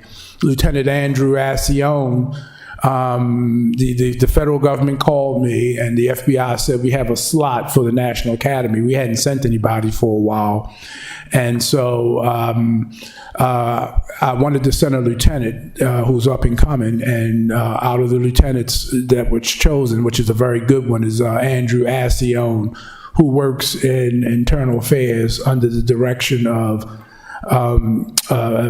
professional standards manager, Rhonda McCoy. He was selected to participate in the next session of the FBI National Academy in Quantico, Virginia. What an honor. And anybody at this table who's been in law enforcement knows that's still the gold standard for professional development. So to have that designation on your resume is pretty impressive. So we're going to be represented with some of the biggest police departments in the country. I'm talking about the NYPD, Chicago, Los Angeles. They all send people there. Well, Annapolis will be represented at the next session of the FBI National Academy. So just to give you a vignette or a snapshot of some of the things that we're doing with our federal partners. And of course, they've still been helping us with very complex evidence, everything from cold case to ballistics. We just reappointed somebody to serve with the alcohol, tobacco, firearms, and explosives. We have HIDTA, high-intensity drug trafficking area representation. That's the Federal Drug Enforcement Administration. And of course, we really have a wonderful relationship with the Federal Bureau of Investigation. So I think that our partners, federal partners, are stronger than they ever been. I know that sounds self-serving, being the chief of police, but I really believe that regardless of me sitting at this table, it's the work of the people that are sitting to my left and to my right. You know, our ability to realize that I don't care who gets credit, as long as Annapolis residents, our elected officials, and other partners, stakeholders are benefiting from public safety. And so we don't have to be in the headlines as long as justice is served. And I think when you go in that spirit, your federal partners will come to you. You don't have to seek them. And in this case, is what's happened since I've been here. The federal partners have pretty much seeked us. And anytime I have an opportunity, everybody at this table knows that's a value for me, that we will continue, as long as I'm chief of police, have strong relationships with our federal partners, because they just have resources that most, not only Annapolis, most local law enforcement don't have. And that's not a budgetary issue. That's not a criticism of local government, the federal government. It's the federal government. And so they have resources that most agencies, whether you're talking about Baltimore City or Baltimore County, Anne Arundel County, the Maryland State Police, just about every major police department has to have meaningful relationships if they're going to be successful with federal partners. Thank you, Chief. Sergeant or Lieutenant Ascione, I recall maybe about a year or so ago, he was, I think, a staff member of the month, employee of the month, I believe it was at some point. So kudos to him as well. I did work with Katie Goodwin when I was assigned to Frank Epping Elementary out in West County, when I had connections with Western District out there, and she is amazing. And she really, as the commander out there, did an amazing job, and kudos to her. And that's a wonderful partner to have on anybody's level. So yes, ma'am. I saw her last week at the Caucus of African American Leaders, and I looked over and I said, "How you doing, Major Goodwin?" And she says, "Fine." And that nice smile. There was something that was glowing about her. And then I caught on. It was those 2 stars she was wearing on her epaulette that she had been promoted to deputy chief. I didn't know that. And how appropriate for Women's History Week last week. So we're very proud of Katie as well in the Annapolis Police Department. okay, thank you. Moving on to workload study and APF a little bit, if you want to add some more. Update on your policies, training, recruitment, and retention with yourself as well as Ms. McCoy. Yes, I'll start it off and I'll turn it over to. Did you have a question? Okay, all right. Oh, I'm sorry. Thank you. Yeah, I'll start it off and I'll turn it over to Ms. McCoy. The update on the adequate public facility, we're still waiting for, because in order for me to commission this study, I would need the support not only of the Public Safety Committee, but the city manager and the mayor, to make sure that I would want us to be on the same page. I would like to before we even solicit, to come back and do a presentation to show you what areas they would look for. The areas that they should look for, I believe, and I have formal education in that area. I have a master's degree in community development. They should look at areas like response times to calls, They should look at emergency calls. They should look at how long is reasonable in a 7.1 square mile, 40,000 resident city. How we should get from one area of the city to another. And then it would look at our organizational chart, look at how we are structured as an organization and the things that we propose to do for the residents and the city. And not only that, it would have to take into account something very important. The APF, and my criticism, if you will, of the APF, it doesn't take into account the events that occur here. It only takes into account residency.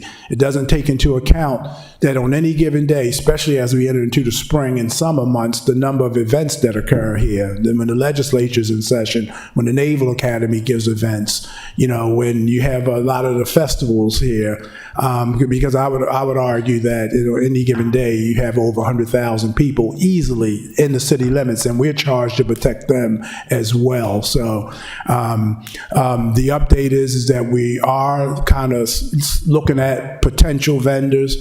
And then once we lock that down, we can come back before the council and all stakeholders and talk about that, what that would look like in terms of the workload analysis. I'm a big fan, and I learned a lot of this from Captain Miguez, Amy Miguez. She was the first one to do adequate public facilities reports for me, and pretty much introduced me to that process when I first became police chief. And of course, I had asked her about the 3.2. I asked her where it came from, and she just looked at me and smiled and said, "I don't know." And that was the beginning of the race for me. Well, we have to find out where they came from so that we can better make the argument as to whether we can adequately protect it or not. So I think that, I don't know whether you would want to do it in a special work session or in the future get together, but I would like to present what particular areas that vendors are going to look at when they determine our work study. Then we can collectively come up with whoever we think is going to serve the city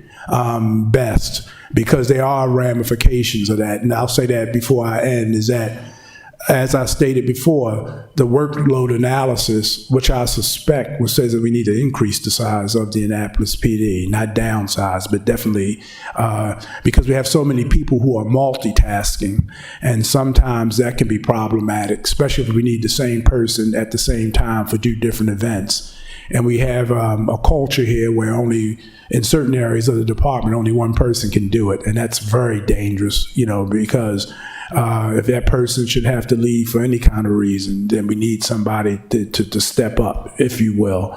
And so those are the kind of areas we're looking at. We're not finished. I have those discussions with professional standards manager McCoy, in addition to our community outreach captain, Amy Miguez. We have those discussions probably once a week, and in the near future, I'll be able to come before you and articulate what I recommend that the council does in terms of, who we get to do the study, and then we can talk about some of the potential outcomes of what that study would be. I think, Chief, my colleagues are looking for some sort of timetable. The sooner the better. We don't want to rush it, but as my uncle used to say, hurry right along. Yes, ma'am, and you have no argument with me there, Madam Chair. I want to rush it as well. I really do, because I'm sitting here and I know what it's going to reveal. It's going to reveal what I've argued before. And I believe years ago when I first got here, I think it was an article in the Capitol. I'm sitting here staring at Alderman DeWarren Gay when he made the statement that he questioned whether the Annapolis Police Department was large enough. And I think that the study will reveal whether we're large. Now, what we do say, they say, for example, just a hypothetical, if they say, well, you could easily stand to use 20 more officers, then the conversation would have to shift as to where we're going to put them and what would their role be, and how can we get the best use of those 20 officers. Do we put one in each ward? Do we enhance cold case? of course, patrol is at the core. I'm old fashioned. If patrol is not staffed, none of us are staffed, because patrol has to be staffed. So that's the discussion that we would have to have in the future. So I'll get back with you and the committee, and we'll have some recommendations. We know who does it. It's just a matter of reaching out to them, and I was waiting on, I know the city manager will be back. So you're going to wait until the city manager comes back to kind of discuss how to yes, move ma'am. forward? Okay. Yes, ma'am. That's fine. Okay, sounds good. Ms. McCoy?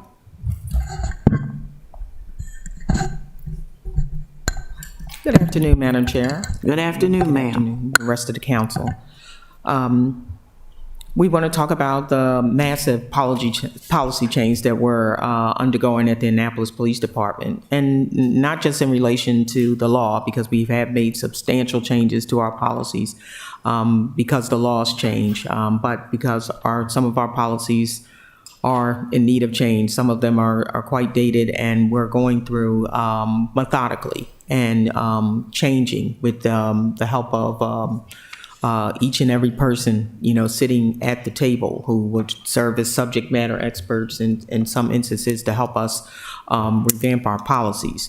But just as an overview of the policies that we have changed since I have come on board and since Chief Jackson has been here. C3, use of force, which of course the law required us to make substantial changes to.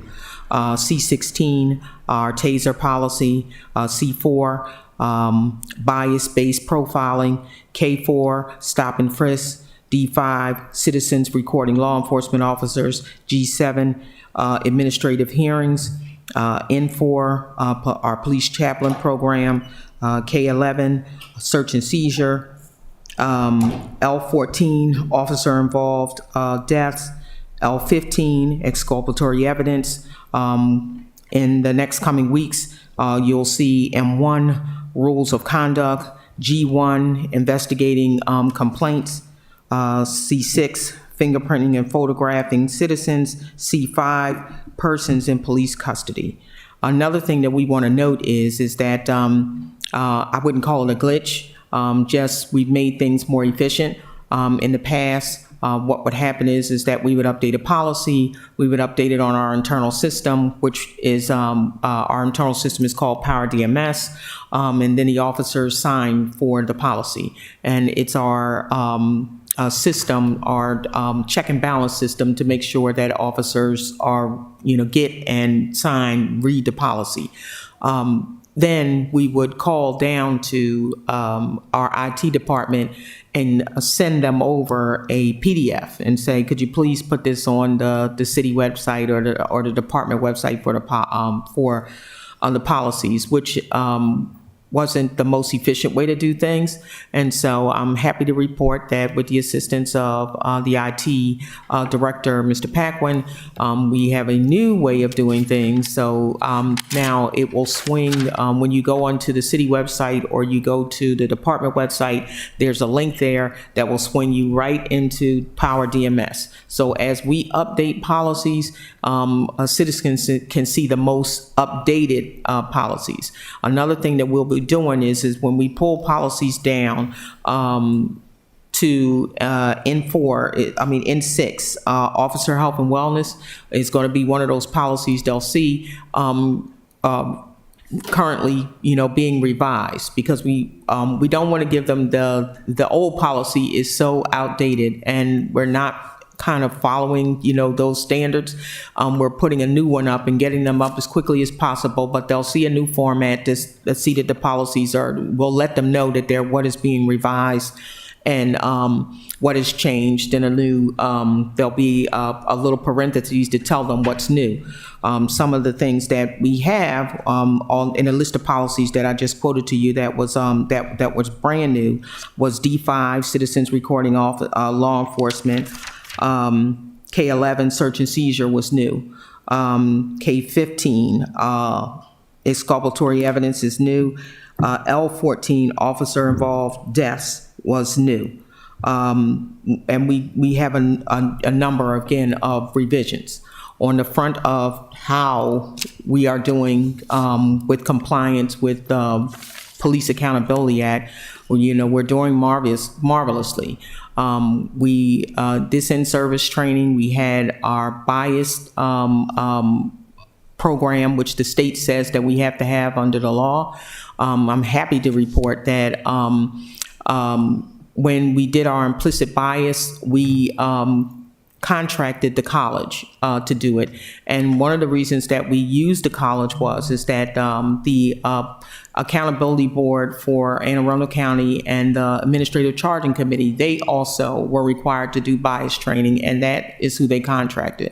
And we got such wonderful reports from them about that training that we got that training for our officers. And I can tell you that hasn't been a week of in-service that I haven't been stopped in the halls and the officers stopping to tell me that they really, really, really love the bias training, that, you know, they got, you know, the concepts, you know, of it, that, you know, most people, you know, I can't name anybody who doesn't have a bias, but, you know, recognizing that you do have biases, and then learning how to, you know, work, you know, in them. Another thing that the accountability bill left out that wasn't required training that we thought that the officers need is that the need for that officers experience a lot of trauma in their work. They experience trauma in their daily lives.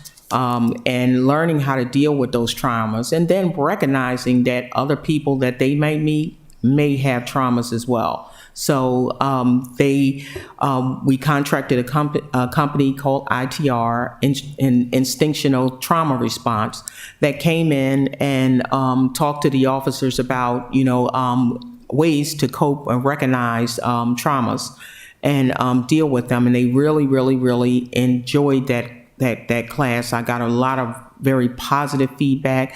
That is one of the classes that we got from the PAC grant, which when we go into our discussion about grants, you know, I'll talk about because we're going to be applying for those grants again. One thing I want to ask you, Ms. McCoy, because oftentimes these trainings, I'm not going to speak for the Annapolis Police Department, are kind of a one and done. Is there a mechanism in place to continue these trainings every 6 months or every year, or how does that work as well? Well, I can tell you that the state has mandated that, you know, we have to include these trainings in our yearly program. But what I can say about our department is that we take a three-prong approach when it comes to training.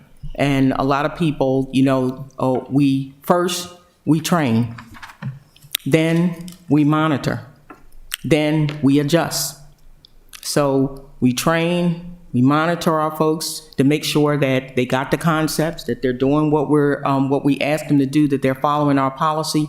And if there's some adjustments, some of these policies that I rattled off came from us monitoring, seeing that there was a gap in the policy or a gap in the training, and then we go back in and we adjust. So this is a constant thing going on with the department.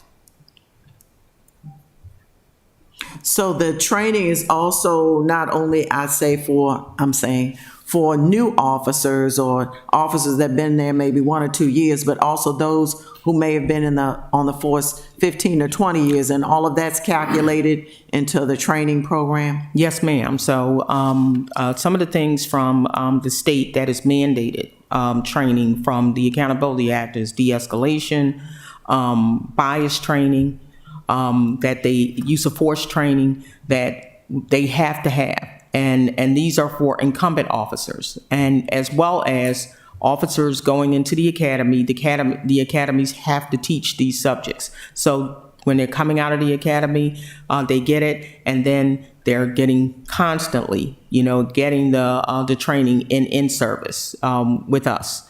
And I can say that, you know, most people, you know, it's like, oh, do they have it, once, or, oh, do they have it, twice? The training schedule is extremely, rigorous, to get all the training that we have mandated in. That's why, we are, I'd like to say that the chief and I and the command staff are behavioralists. You know, we monitor behavior, you know, so we look and we're constantly, after we train, really monitoring our folks to see if they got it. You know, did they pick up, you know, what was needed in the training? And if we need to send individuals back out, an individual who didn't get it back out for additional training, that's what we do.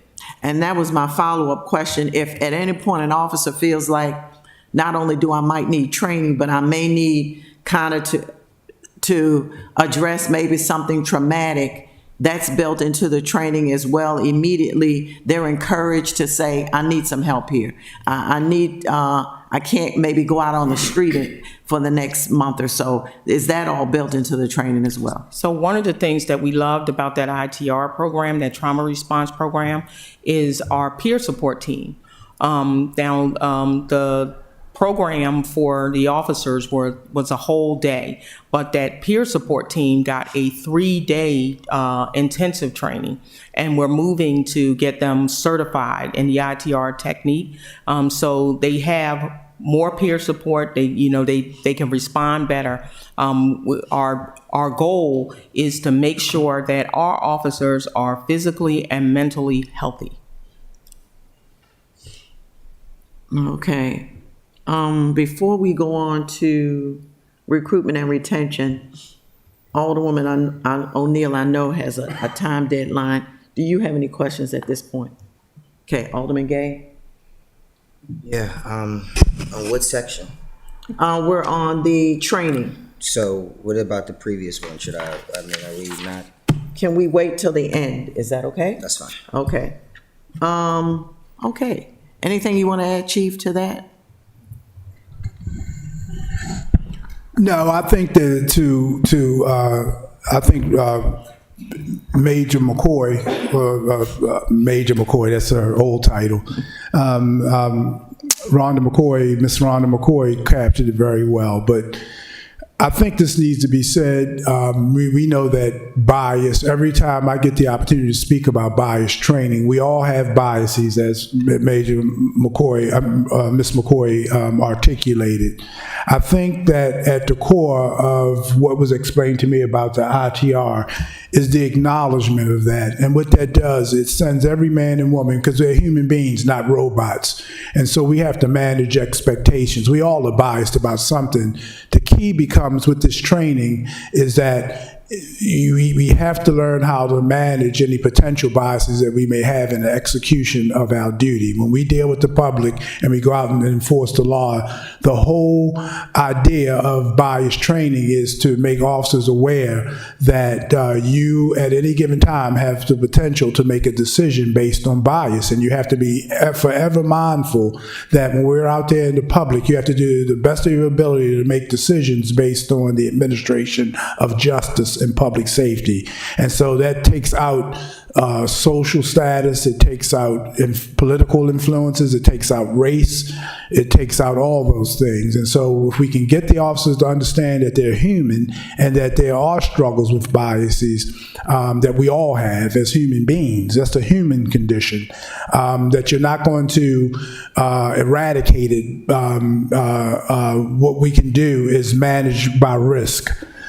We are a risk management police department. In other words, we don't want the obvious ones that's gotten the profession in trouble. We don't want to enforce the law based on race, based on socioeconomic status. And so as long as the training focuses on the idea that we have to go out and for those very brief encounters that we have with the public, we have to be forever mindful as human beings, set police officer aside, the badge and the gun and the radio, that as human beings, we have to engage our citizens in a way that they feel that they will approach with the dignity and respect that every human being deserves.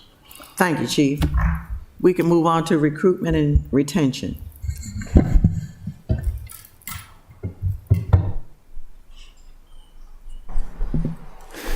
Good afternoon. Good afternoon, sir. In the big picture, we are doing a lot better this fiscal year than we were doing last fiscal year. Last fiscal year, we hired 18 sworn officers and we lost 17. This fiscal, we have, excuse me, let's see here,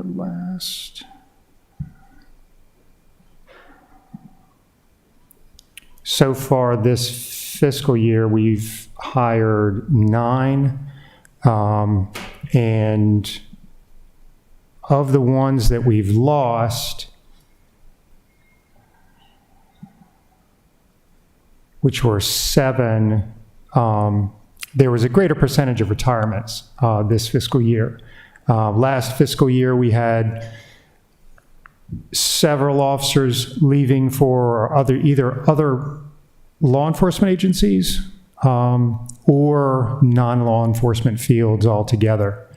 And I want to thank the UFCW, the Sworn Officers Union, as well as the bargaining parties on the city side for negotiating the raise that we received, because it definitely stemmed the loss that we were seeing with police officers leaving our department for other law enforcement agencies. Even this year, we hired 2 back who had left last year. So we're doing a lot better this year. We also have a grant that we get through the Governor's Office of Crime Prevention, Youth and Victim Services for the past 3 years. And that offers a signing bonus of $1,000 for new hire officers. It does not allow signing bonuses for lateral officers, which is understandable because then the state would be supporting agencies recruiting from other state agencies and just fighting back and forth between themselves. So we have that. The grant also funds some retention measures, so we're able to get through that grant education reimbursements, which the city stopped doing a number of years ago. We're also able to offer anniversary bonuses for officers hitting, their years once they're past 3 years of service, as well as some health-related bonuses. And so we're going to be putting in for that grant again for next fiscal year. And we're also, currently, we are at 109 positions filled out of 124. We're looking to start, we're getting final signatures on a new hire officer who's supposed to start this Thursday. We have 2 lateral officers that we're getting through the final signatures on, and then several other lateral officers where we're completing their background checks in that part of the process. We're also better off. Our communications center staffing has always been at about 30% down. We're staffed for 12 total positions, and we've historically been somewhere around 8 or 7. We've managed to fill a couple of those positions. We've also addressed, after some separations last fiscal year, we made sure that our trainers got refresher training, that our police communication operators receive training as well, so that we can make sure that that's as professional and positive an environment to work in as we can make it. They work 12-hour shifts, the same as the police officers do. There's also a lot of stress related in that job, and we're just trying to, with the same thing on the sworn side, with our communications personnel, bring them in and keep them here. So that's pretty much where we are on recruitment. Retention, as I mentioned, we're doing a lot better on retention this fiscal year than we were last year. And currently, we only project one retirement between now and the end of the fiscal year. And knock on wood, we're not projecting any others until the end of calendar year 2024. Sometimes things pop up without any notice, but again, I'd say we're in a much better position now than we were last year this time. Let's see. Yeah, I would say that's pretty much sums it up on recruitment and retention. So you attribute us doing better based on, I guess, the union negotiations that we had successfully, at least from the police department standpoint? Absolutely, ma'am, absolutely. We were at the time, I've worked with HR and Director Hopkins for the past few years, and when we're looking at compensation studies, they compare us to what they call peer agencies, and there's about 7 or 8 of those. And of all of these law enforcement agencies, we were second to the bottom in our starting salary. And after that negotiated increase, at the time, we were then second from the top. Time will only tell where those other agencies go with their starting salaries. And I always try to look at other aspects, not just of compensation and benefits, but positive things that we can do for our employees, sworn and civilian, to make it just an enjoyable place to work. A lot of the people that we get enjoy the smaller agency. Some people come to APD and then they leave for larger agencies for more opportunities. But like I said, a lot of people like that it's a small agency where everybody knows each other and you're not just a number. And so we try to capitalize on the non-strictly financial benefits of working at APD as well. Would it also be safe to say that because we are pretty much a safe city, is that part of the enticement for officers as well as their families? I would say so, yes. We do get lateral officers from other agencies that do have noticeably higher rates of crime, and as well as new officers as well. So it definitely makes an impact. That's something we can really kind of promote a lot. I had mentioned this to the chief recently. I was talking to an officer a couple of months ago indicating that situation was both their children had to go to the hospital over the Christmas holidays, and it really had to come out of pocket quite a bit of money when it comes to health insurance. But there's obviously something in the, I guess, Pennsylvania State Police that would have mitigated whatever this family had to do. I can give you the information offline. Okay. And let you contact the officer. But I mentioned it to the chief recently, so I'll give you that information. Yeah, please do. Please do. Thank you. Okay, thank you. Chief, you have anything to add to that? No, just to support, I love what Acting Captain said. In addition to pay and benefits, people don't always come to organizations or agencies just for the pay. Equally as important is the idea that they're going to be valued as people and they have an opportunity to be a part of something that's positive. And right now we're riding, knock on wood, a wave of positive stories that is very attractive. You know, right now I can go anywhere in the state of Maryland and people say, Chief, we noticed that your department's doing a good job. Because what we never lose sight of is that even though we're small, we're the state capital, everybody's looking at us all the time.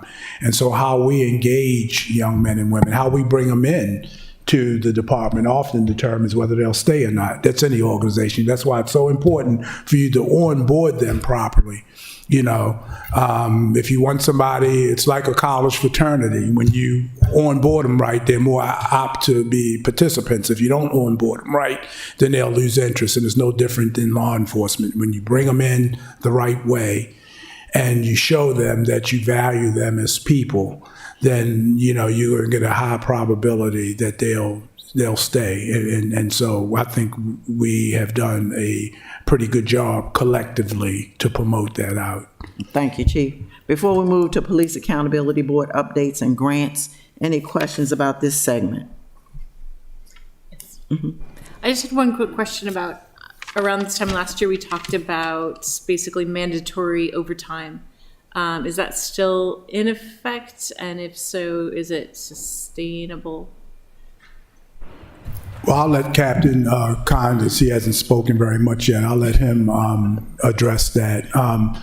You know, law enforcement, I'll just say this, I'll preface his remarks and he can get into the nuts and bolts. I'll say real quickly that in policing, there's going to always be a time where you have to mandate overtime because it's such an unpredictable profession. And so I never lock the door totally on overtime. What we want to do is manage it as effectively, as cost effectively, and be good stewards over our budget as possible. And so I'll just preface it with that, but then I'll let Captain Conn, because he probably spends most of the money on overtime. Somebody's got to get blamed, I guess. So last time that we gave this presentation to the council, we were at between January, I believe that time it was April. Correct me if I'm wrong, Captain Miguez, I think it was April. We had talked about 60% of the time we had to staff our shifts to meet minimum staffing with overtime, a mandated overtime. I am happy to say that's no longer the case. Most of that was due to COVID, illnesses, or people testing positive, family members testing positive, so they had to be absent from work, injuries, our own health-related issues. None of it had really to do with training except for that period of time. Usually the end of January through March is when we do our annual in-service. So sending 1 to 2 officers per shift to the mandatory training certainly creates staffing needs. We have not had to order in, I would say probably less than 10 times so far this year, meaning you're on your day off, we call you, and we tell you you no longer have a day off, you need to come to work. It doesn't usually happen in that fashion. It's several days' notice. We have not had to do that as much. We're nowhere near that 60% that we were at least last year, the year before.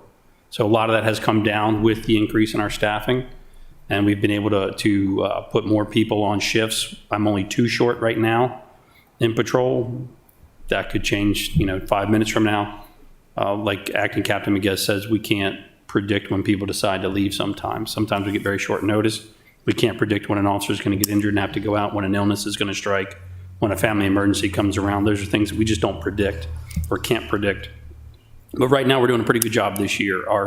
We still have the need for the overtime, but it's not the mandatory mandated, hey, it's going to be you, hey, it's going to be you, hey, it's going to be you. It's on a voluntary nature right now, and a lot of those positions are being filled very quickly through a voluntary basis without the actual requiring us to order someone to work. Great. Thank you. Thank you. Alderman Gay, you have anything before we move on to Police Accountability Board and grants? Just specifically on this, or? Yeah, just on this. I do have a question, actually. Just in regards to what are your expectations for the upcoming budget, just in regards to staying competitive? I'm not sure how much more we can spend. I think all of you realize we're a very small city, and the police department is the highest, the department with the highest budget at $22.5 million, and it continues to go up. What's your expectation in regards to staying competitive, but also being able to hire a staff? And are we placing an unreasonable expectation on you all to fill these? Because I truly do think we are, because we've had the money, so that has not been the issue to my knowledge. It's just been bringing people on. And so I think, again, that's creating an unfair expectation that at some point you all will have a full staff, but I haven't seen that in my 4 years of being here. I would challenge, and I'll let you answer that in a minute. I will challenge that most agencies in America right now are not fully staffed, given the obvious discourse. And that's what I get, and I understand completely. Obviously, some people just don't want to do it because of everything that's been going on and just so on. And I'm not challenging, why people are in or out, but if that's the reality, why are we continuing to drill down on, there has to be some metric in this adequate public facilities? We've got 2 pieces of legislation right now dealing with that. But I mean, it's become increasingly clear to me, and I hope it has to you and my colleagues, that I just don't think it's it's possible to have a full staff. I even have seen APD at my college advertising when we have college fairs. They're all the way out of UMES. And so I don't think anyone's not doing the job. I just don't think that the political climate is right. And I also just don't think that it's an attractive job. No disrespect. I'm just saying, just based off of how everything is. And so how can you put that into words so that the public understands that you do have the money, you do have the game plan, it's just not happening?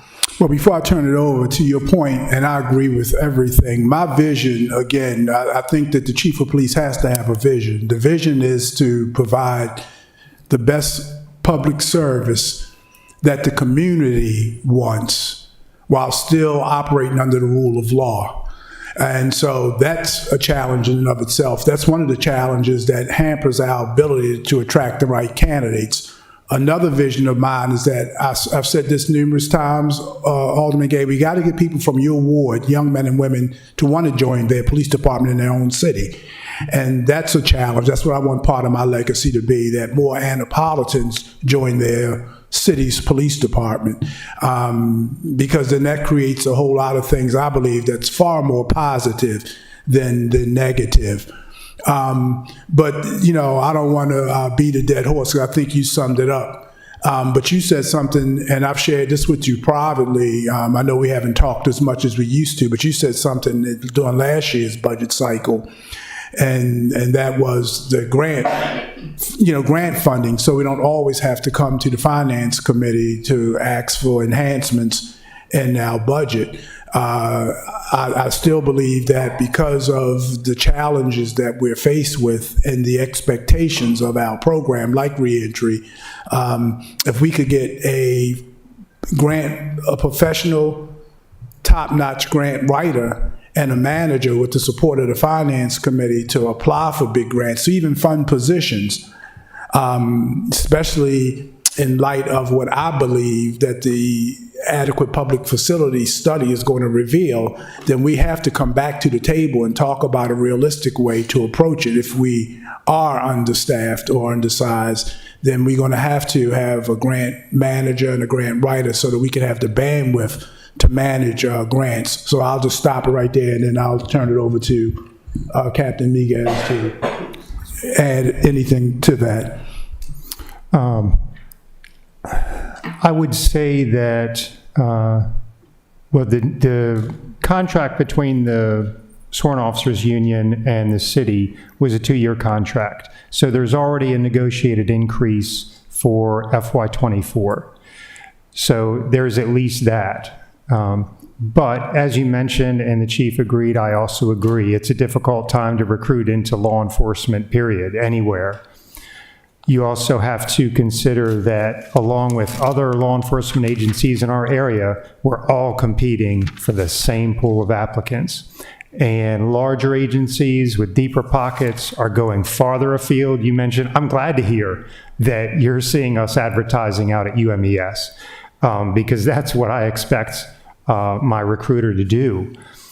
Other agencies are going even farther and farther away to get people. They're going to Pennsylvania, they're going to New York to do recruiting events to get people down to this area.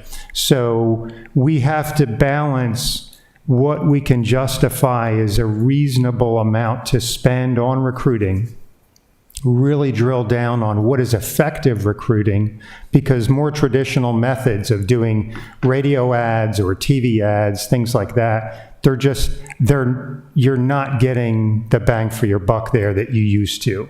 These days, so much of it is coming out through social media. It is, and I was just about to add on to that really, really quick before we move on to the next session. This sheriff's department out of Florida has amassed like 3.5 million TikTok followers, and he's really used it as a recruiting tool, seriously. And most of the things they are saying, like, hey, if you want to join this department or whatever, and getting the kids interested into this, not just kids, teens in general, and college students. But I just think those are just the, kooky, innovative ways to draw attention. I'm not saying you have to, be a TikTok master, but that's just one way. Thank you so much, man. Thank you.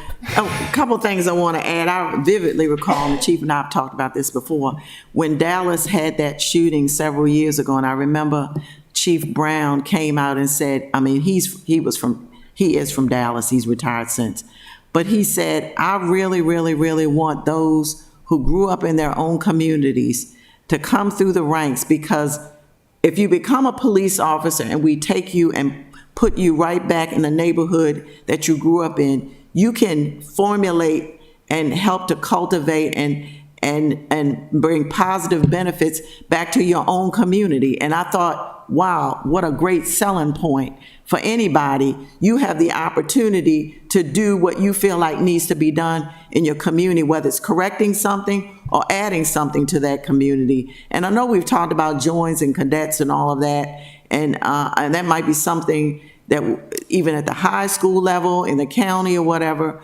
to do a lot of different things. But I understand that the challenges that face us for this, but just to kind of throw that out there.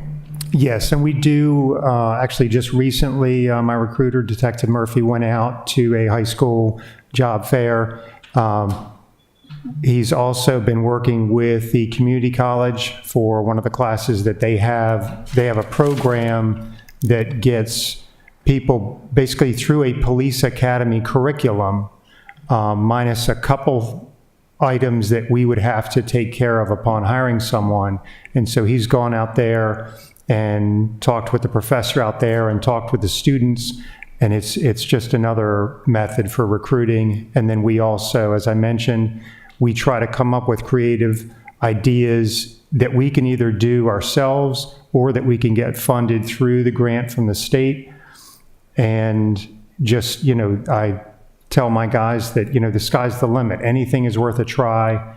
And we also send out surveys to the existing officers, asking them, what do you think would be a good measure for a good incentive for recruiting people and then also retaining people? So getting feedback from current officers as well. Great. Okay. Thank you. Moving on to Police Accountability Board updates and grants. Ms. McCoy.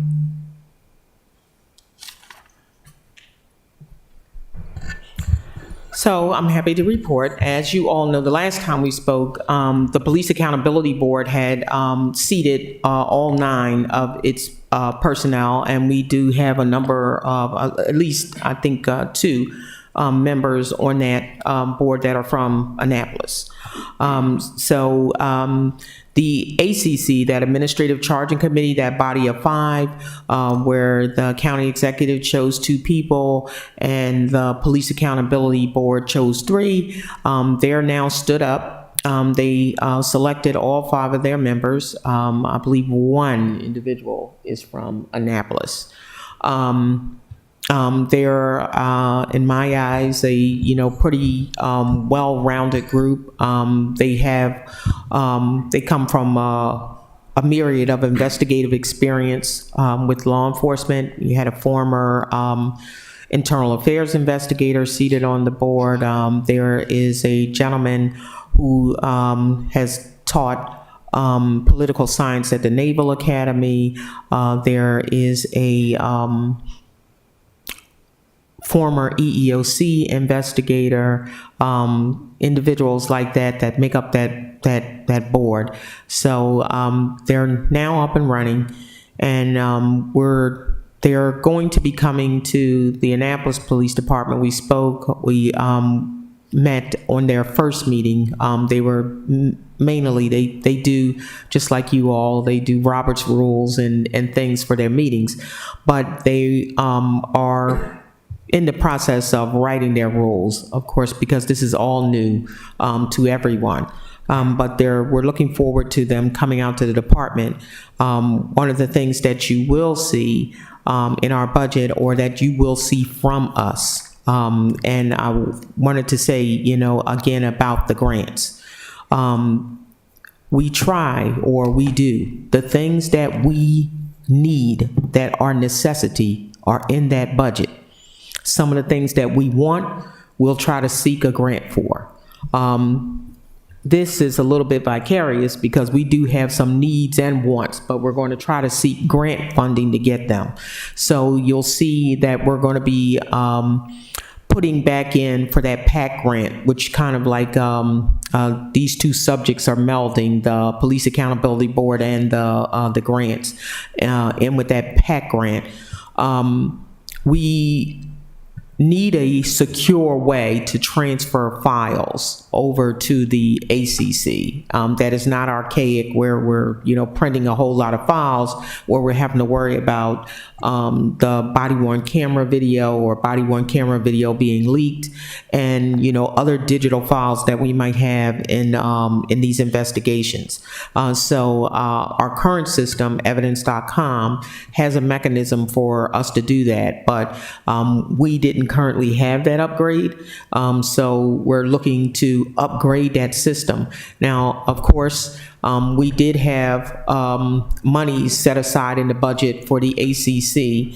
However, that it becomes a question of more of that storage space, and we needed additional licenses. So we want to be able to give each one of the ACC members a license so they can get files securely when we transfer them, so they can look at them securely. And that's about $500 a license for roughly around 8 people, because we would want to do the 5, we would want to do the executive director and then their staff member, and one other personnel in IA, in our own IA. The storage is about $35,000. What we're endeavoring to do is put that storage fee inside. We're applying for that PAC grant again. And so we're asking for a number of things this year. We were very successful. We got $262,000. It paid for our civilian investigator, internal affairs investigator. It paid for a civilian body-worn camera reviewer. It also paid for the ITR training, and it funded the advocate position. So we're going to be adding to that, trying to do the licenses, trying to do that, putting in that storage fee and some other things in there. When we can, we will try to, put these things underneath the grant. But you all, of course, when we apply for these grants, I'll be coming, to you all individually, giving you that packet again, letting you know what we're going to put under that PAC grant, because we're probably going to be asking for a little bit more than the $262,000, probably upwards of about $350,000. Some new things that we need, and I'm thinking, very positively that we have a high probability of getting that grant, which will help us work better with the ACC. We are very close to being able to submit our first cases to the ACC. Once we solidify that process, purchase that system, we can begin downloading our cases and they can begin reviewing them. Okay. Anything else, Chief? No, I don't know if you heard from Rob Horn. I would ask him to give a few words about the status of reentry if we have the time. Okay. Did you want to talk to Brian first about the cameras? He's been We waiting. can. That's on, next on the I'm list. sorry, That's Brian. okay. That's okay. Here, Brian, you can come up and sit at the big table. Cameras and surveillance. Mr. Brian Packman, our MIT director and acting. I'm sorry, Brian, I didn't see you back there. I saw you earlier. How's everybody? Good, thank you, Mr. Packman, appreciate it. I'm going to be extremely brief. In the near term, the upgrade of the access control system for city facilities has kind of taken precedence over camera installation just for the very near term. There's some security concerns that required that we change priority with that. However, some accomplishments, the cameras along Spa Creek and Compromise Street are online. Those were prioritized to help out with flood mitigation and help Harbor Master out with that. We're assisting the police department by, we've gotten fiber optics to all the LPR, the license plate reader camera locations, and are assisting them with obtaining new license plate reader cameras around the city. But that's all I've got from like a real quick bulletized perspective. Do you guys have any questions for me as far as where we're headed? I know that this was on Alderman Gay's radar. Acting Captain Miguez, did you have anything to add before Alderman Gay asks his questions? No, ma'am. Okay, thank you. Thank you so much, Madam Chair. And my colleague from Ward 2 had a ton of questions about this as well. Well, we can continue Yeah, at our except next point. meeting. Well, we face the same problem. People keep getting shot or killed in our communities, and cameras aren't working. And I don't know. We don't know where to start.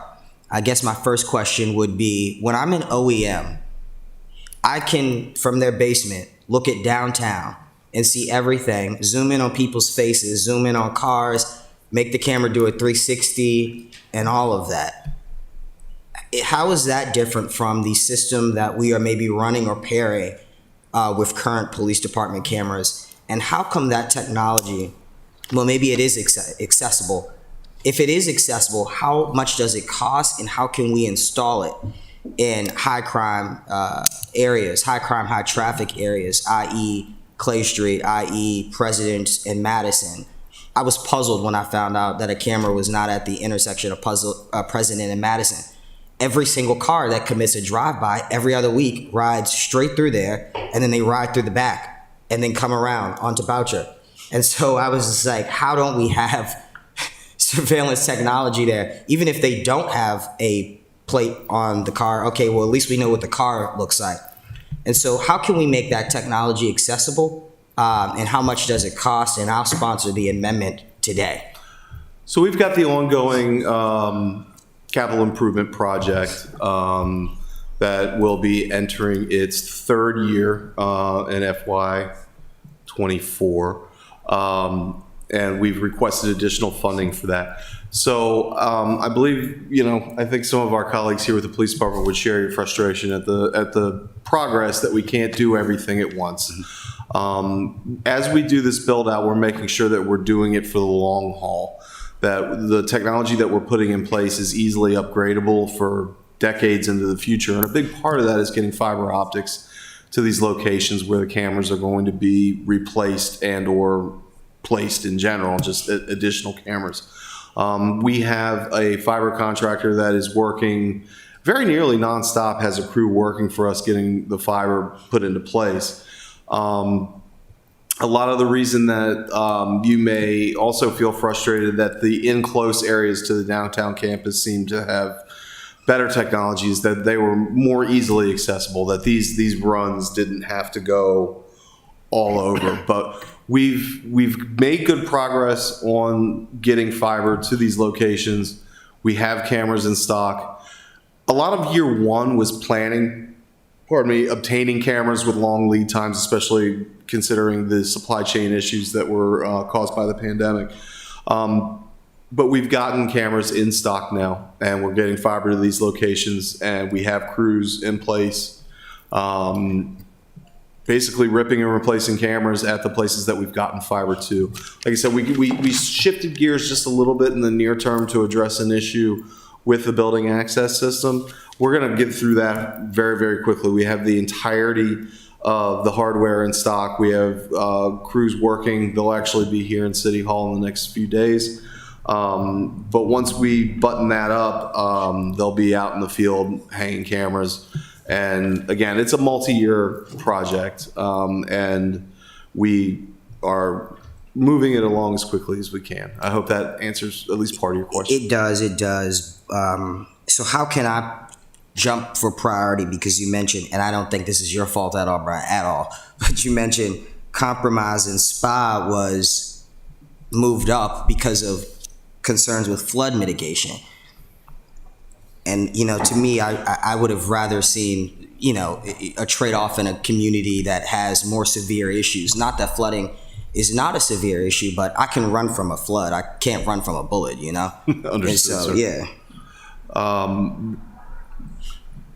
I guess the answer to that would be we could, the consultant that's running that CIP, myself, members of police department leadership, and any interested member of council, we could, have a closed meeting, discuss those items, and make sure that we're in a consensus about strategy and the order in which things are going to get done. Awesome, that's great. So I will definitely follow up then just ahead of the budget with an email to our city manager, and I'll CC the chair as well on it, just to see how we can help to fast track that, because I don't want to disrupt I know everything is important, really. I don't mean any disrespect to anybody on compromise or SPA, but it's just the principle to me. It's like, I understand it. And the other thing I want to emphasize is, in a forum such as this, we're certainly not going to discuss specifics of camera locations and fiber optic locations for the interest of preserving the functionality of that equipment and those devices. I also often offer to members of council, you can come by and hang out with me anytime you like and discuss specifics. But yeah, I am, like most things regarding network security and things of that nature, a little bit handcuffed by what I can discuss in an open forum. No, that's totally fine. And so, yeah, I'll definitely follow up. And also, I'm not sure this has to do with surveillance as well. When I think maybe Chief Jackson, when you first got here, it maybe have been before you, there was communication about partnership with Ring. Or at the time, it might have not even been Ring yet. It was something else. Is that still an option for community members to sign up through? Because I think the police department has to apply for a grant or apply for some sort of funding or form through the department, and then the public would be able to have access to Ring cameras at a discounted price, and then they would be tied into departments. Is that something that we can manage as well? Thank you as well, Brian. Yeah, guys, take care. Appreciate it. Thank you, Mr. Paquin. Yes, ma'am. So the concern about partnering with a specific program is just endorsing, the city endorsing a certain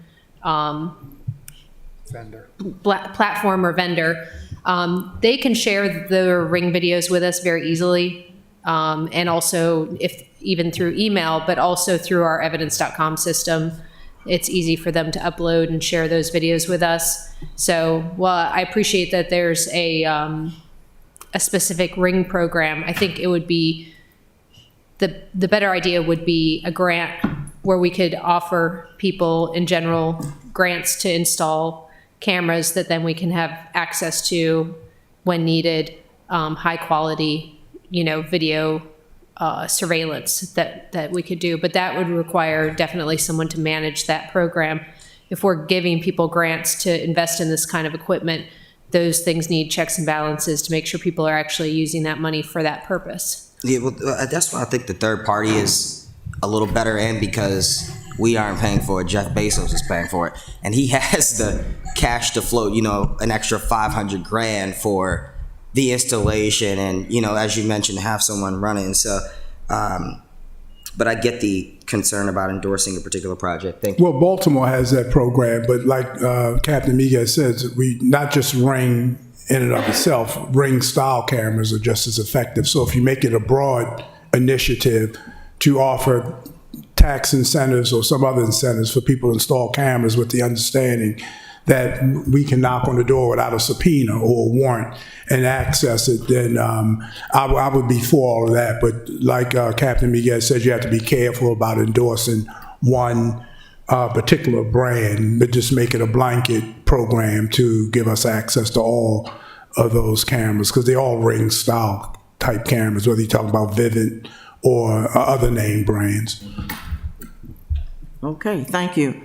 Yes, did you have a comment?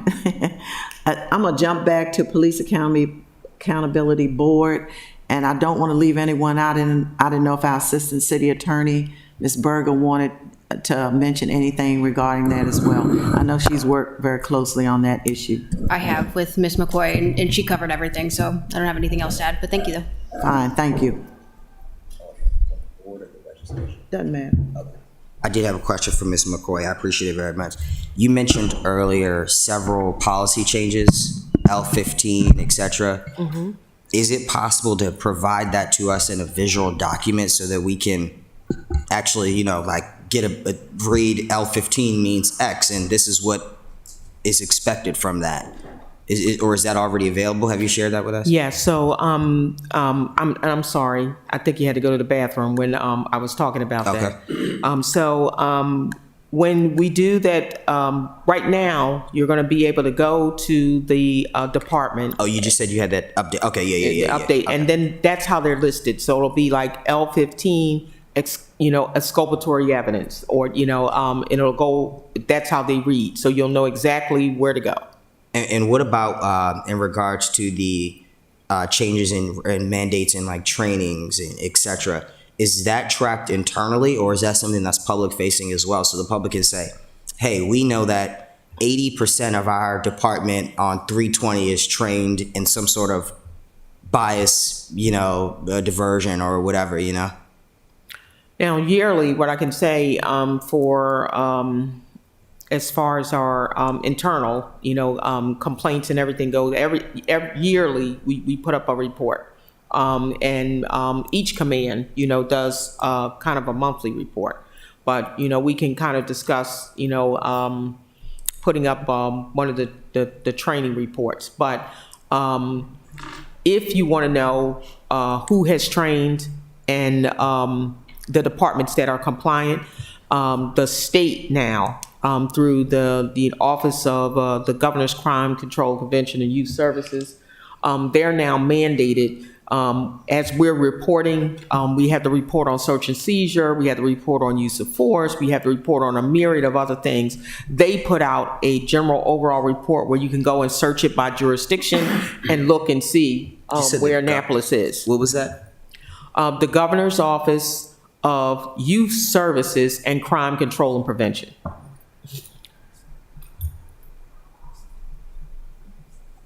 Thank you, Madam Chair. But I can talk with Mr. Bennett and about, putting something, or talk with IT about putting something and letting people know that information can be found there on our link. Yeah, so they can go. That would be great, and I'm so sorry I didn't have a chance to speak with him either. I had a couple of questions. Maybe we can ask him at the next meeting. I'm pleased to see, though, the frequency in which now the posts, et cetera, are coming out at a much faster rate, which is beneficial to me and the general public. So thank you. Thank you. Before we move on to our last subject matter, community outreach, reentry, Acting Captain Miguez, did you have anything to add lastly for cameras and surveillance? No, ma'am, thank you. Okay, thank you. Let's finish this and then we'll do case. Captain Miguez, community outreach, reentry, and everything you've been tasked to do, which is a whole laundry list, I'm sure. Yes, ma'am. It is quite a lot of work that we do. I wanted to mention, you mentioned earlier the April 8th Teen Summit that we have planned at Pitt Moyer Rec Center. It's going to be a great event from about noon to 6 p.m. And not only are there some keynote speakers like the chief and Ray Rice, but also there'll be breakout sessions, small groups for discussion on different topics, everything from conflict resolution to entrepreneurship. So it'll be a great ending to a spring break. Hopefully we'll have a lot of people taking advantage of that. And yoga. And yoga, yes. Yoga and boxing. So Yes. it's a good combination. Also, I wanted to mention that this is kind of outside community outreach, but it goes to our department and the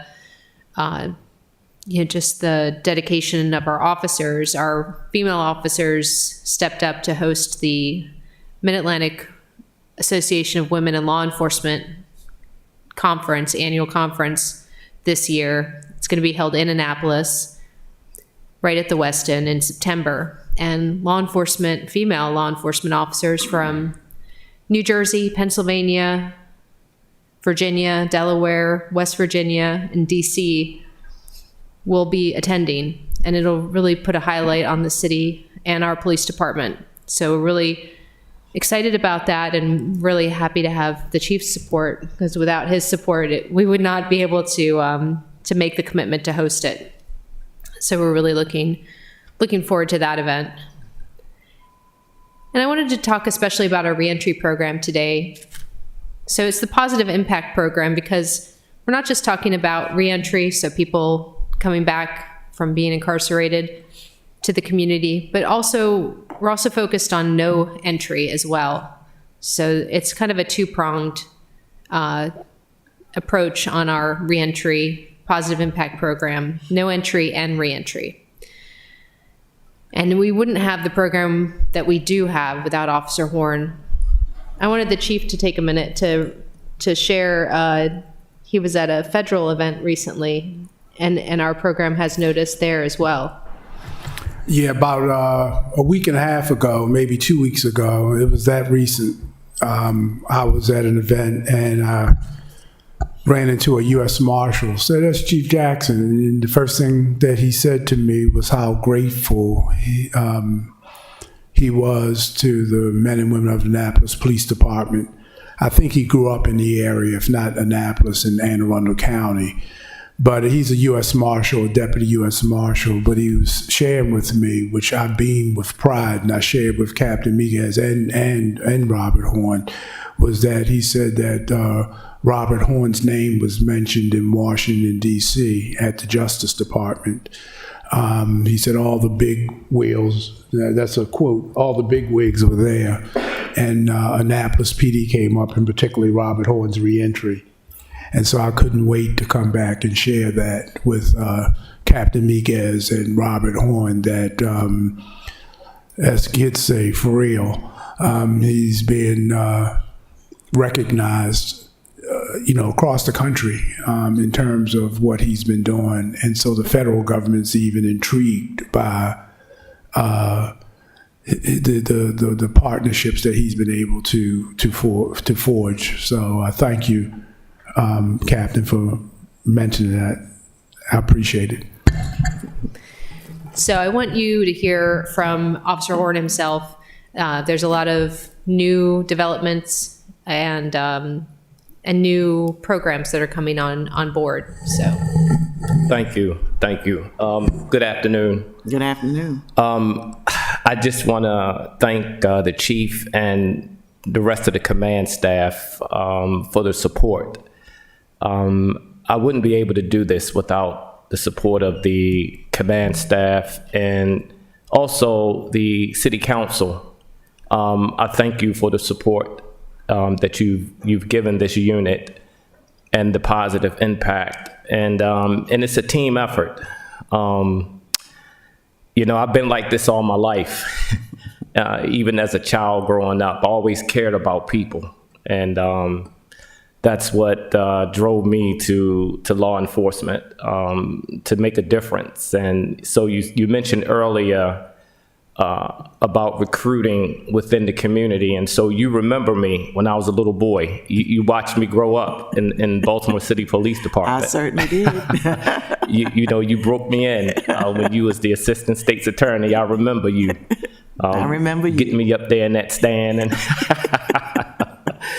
so, I've always had mentors in my life to help me and to guide me. Even when we started this program almost 20 years ago in Baltimore, and Colonel Height and Otis Sistrunk and Colonel Russell and all of the commanders and supervisors that I had that molded me to do this job. So I'm very thankful. And now working with Chief Jackson and my captain, Magaz, and just everybody. So I just thank you all for the support. And I'm just glad to be able to do this work. I have a passion for this, and it really makes my day to see people just get better and change their life. And I sleep good at night just knowing that so many thousands of people that have come through this program from Baltimore to Annapolis that have gotten assistance, whether it was housing or drug treatment or vocational skill, employment, all of the things that we've done to help the people to get better. I told Chief, I can't tell nobody no. I don't care what jurisdiction they from. Anybody that calls me and tells me that they need help, I just can't tell anybody no. And I also thank Acting Captain Magaz. He's been very supportive for just all the logistical stuff from vans and other things that we've had to do in the department. And my partners, NCIA, University of Maryland, all of my nonprofits, Gondenzia, and the list goes on. We would not be able to do this without their support. And none of these partners have ever turned us down. Anybody that I've called for, whether it was NCIA. I mean, NCIA holds slots for our citizens here in Annapolis. And they're in Baltimore, they don't have to do that. They don't have to hold those slots for those training programs, but they'll hold slots. And when they know that it's about to fill up, they'll give me a courtesy call and say, hey, I got 10 slots available, and we'll hold them for Annapolis. None of our partners have ever turned us around for any kind of service that we needed to plug our citizens into. Since I've been here the last 3 years, and we've serviced over 500 residents here in the city of Annapolis. Everything from mental health to inpatient, outpatient drug treatment to employment, you name it.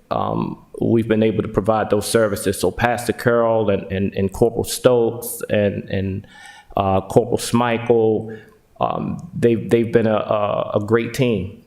And so now we're partnered with Turnaround Thursday. And that's a great program. It was a spinoff of Turnaround Tuesday. It's a job movement. We were partners with them in Baltimore. So now they're here in Annapolis, and Josh Hatch is the director of the Turnaround Thursday. And Josh and I, we've been working together. We are going inside the Ordnance Road Correctional Facility to start working with the population before they return back into the community. And as Captain Magaz said, the no entry is also a part of this reentry. So what we want to do is divert our young people from going into the criminal justice system because, they don't understand the life and the society that's behind those walls. And so we want to divert them and show them that there's a better way and give them opportunity. So we're going to be doing some initiatives. Myself, Captain Magaz, Alderwoman Finlayson at Annapolis High. I was in Phoenix Academy on Friday. So they're excited about this partnership, and we want to start working with the 11th and 12th graders to just show them some career opportunities and career paths. And then we're going to bring in some individuals that can really sit down and talk to these young people about making good decisions, and why they should not think or attempt to go into the underworld. So we're utilizing all of our partners to really catch our young people so that they don't make those mistakes, and then they have to see me on the other side. They have to see me in Jessup, or they have to see me in Cumberland or Hagerstown, and we're preparing them to reenter back into the community. So it's preventive. We're doing some preventive, some proactive things, and then we're also working behind the walls to prepare men and women to return back into the city of Annapolis and to make them productive. And we're working along with parole and probation as well. So it's a holistical approach, and it works. It works. So I'm just glad to be here, and glad that, I have the support to get this work done. There are other police departments that are trying it, but if they don't have the buy-in, they're not going to really have the success. What we have here is definitely a model agency when it comes to reentry, diversion, and community outreach. Thank you so much. And I attended the Turnaround Thursday event a couple of weeks ago at Asbury. Extremely impressive. And I can see, and a lot of folks were there from Turnaround Tuesday in Baltimore. So that was very impressive. But thank you so much for all that you do. We really do appreciate it. It's a blessing to have you here. We take you for granted sometimes because we know you're going to get it done. But we know you have a big heart and a wonderful soul to do this. And everybody can't do that. You're certainly gifted. And we thank you for it. Thank you. And I'll say one last thing along that lines. I think the most important thing, Alderwoman Pendell Charles, that it brings is that, and there's quite a few good police departments in this nation. It gets overshadowed by, unfortunately, incidents like Memphis, Tennessee a couple of weeks ago and others. But there's some good departments. And one thing that I recognize, and I think my entire team recognizes, that what Rob's doing is what you call social capital. Social capital, police departments have to have social capital. And because the job inherently puts you in conflict with people. The very nature of the job puts you in conflict with people. Not everybody likes getting a speeding ticket or getting a citation for antisocial behavior or breaking a rule. But it has to be tempered with programs like reentry to show the community that we do care, that we're not here to criminalize your children and create generations of family members who can't get ahead in life because of the cycle of early criminalization. So we do care. The best prevention, crime prevention, is what embodies the reentry program. You can't place the burden on public safety on any one organization without us having the ability to prevent crime and attack the very issues that causes crime in the first place. So I think what the citizens are witnessing, and I just want to take this opportunity that you granted me to say that, is that I want them to remember that term, social capital. And so all social capital says is that it gives us the credibility. So when things do go bad, and when there are tough times, or if unfortunately one of our members do something that makes a mistake, we have Rhonda McCoy to make sure that the risk is minimized. But we also want the community to know that, if one of our members make a mistake, it's uncharacteristic of the Annapolis Police Department. See, certain agencies, it's the character of the agency. Every time you turn around, somebody's dead or seriously injured at the hands of police. But Annapolis is different. It's rare. And so the character of Annapolis, the social capital, dictates that, the things that we do good far outweigh the unfortunate incidents. And so I would applaud him. I've never taken the opportunity to say that, but that's a part of the social approach. What the social approach does is it garners social capital to say we have the credibility that when you bring up the Annapolis PD, very few people have harsh criticisms, even if they're frustrated that discharging occurred in their neighborhoods or other things happen. They know that the police department really cares that the community, all communities, all 8 wards, regardless of wealth and social status, everybody has access, equal access to the Annapolis Police Department. Well, thank you, Chief, and that's certainly a testimony to your leadership. I mean, it starts at top. Leadership matters, and you've assembled a wonderfully professional and dedicated and passionate group of individuals that I don't think can't be beat anywhere. And I'm going to say that, and being a retired prosecutor in Baltimore City, I can truly say that this is exceptional, for sure. And I'm just very proud to be the council's public safety chair and working with such fine group of people that you have here. Public safety team is exceptional. Our fire department, our Office of Emergency Management certainly is included in that whole grouping. And it's a testimony to what we've accomplished here. We're going to end on 2 notes. Number one, we're going to continue to pray for Deputy Chief Branford's family as we go forward. It's a tough road, obviously. I spoke with him on Saturday, and his wife as well. So we're going to keep them in our prayers, and we're going to let you end on a few comments and update from our, on our chaplain program. Yes, okay. I did a couple of quick questions. Just really quickly with the PIO, grateful to have you here.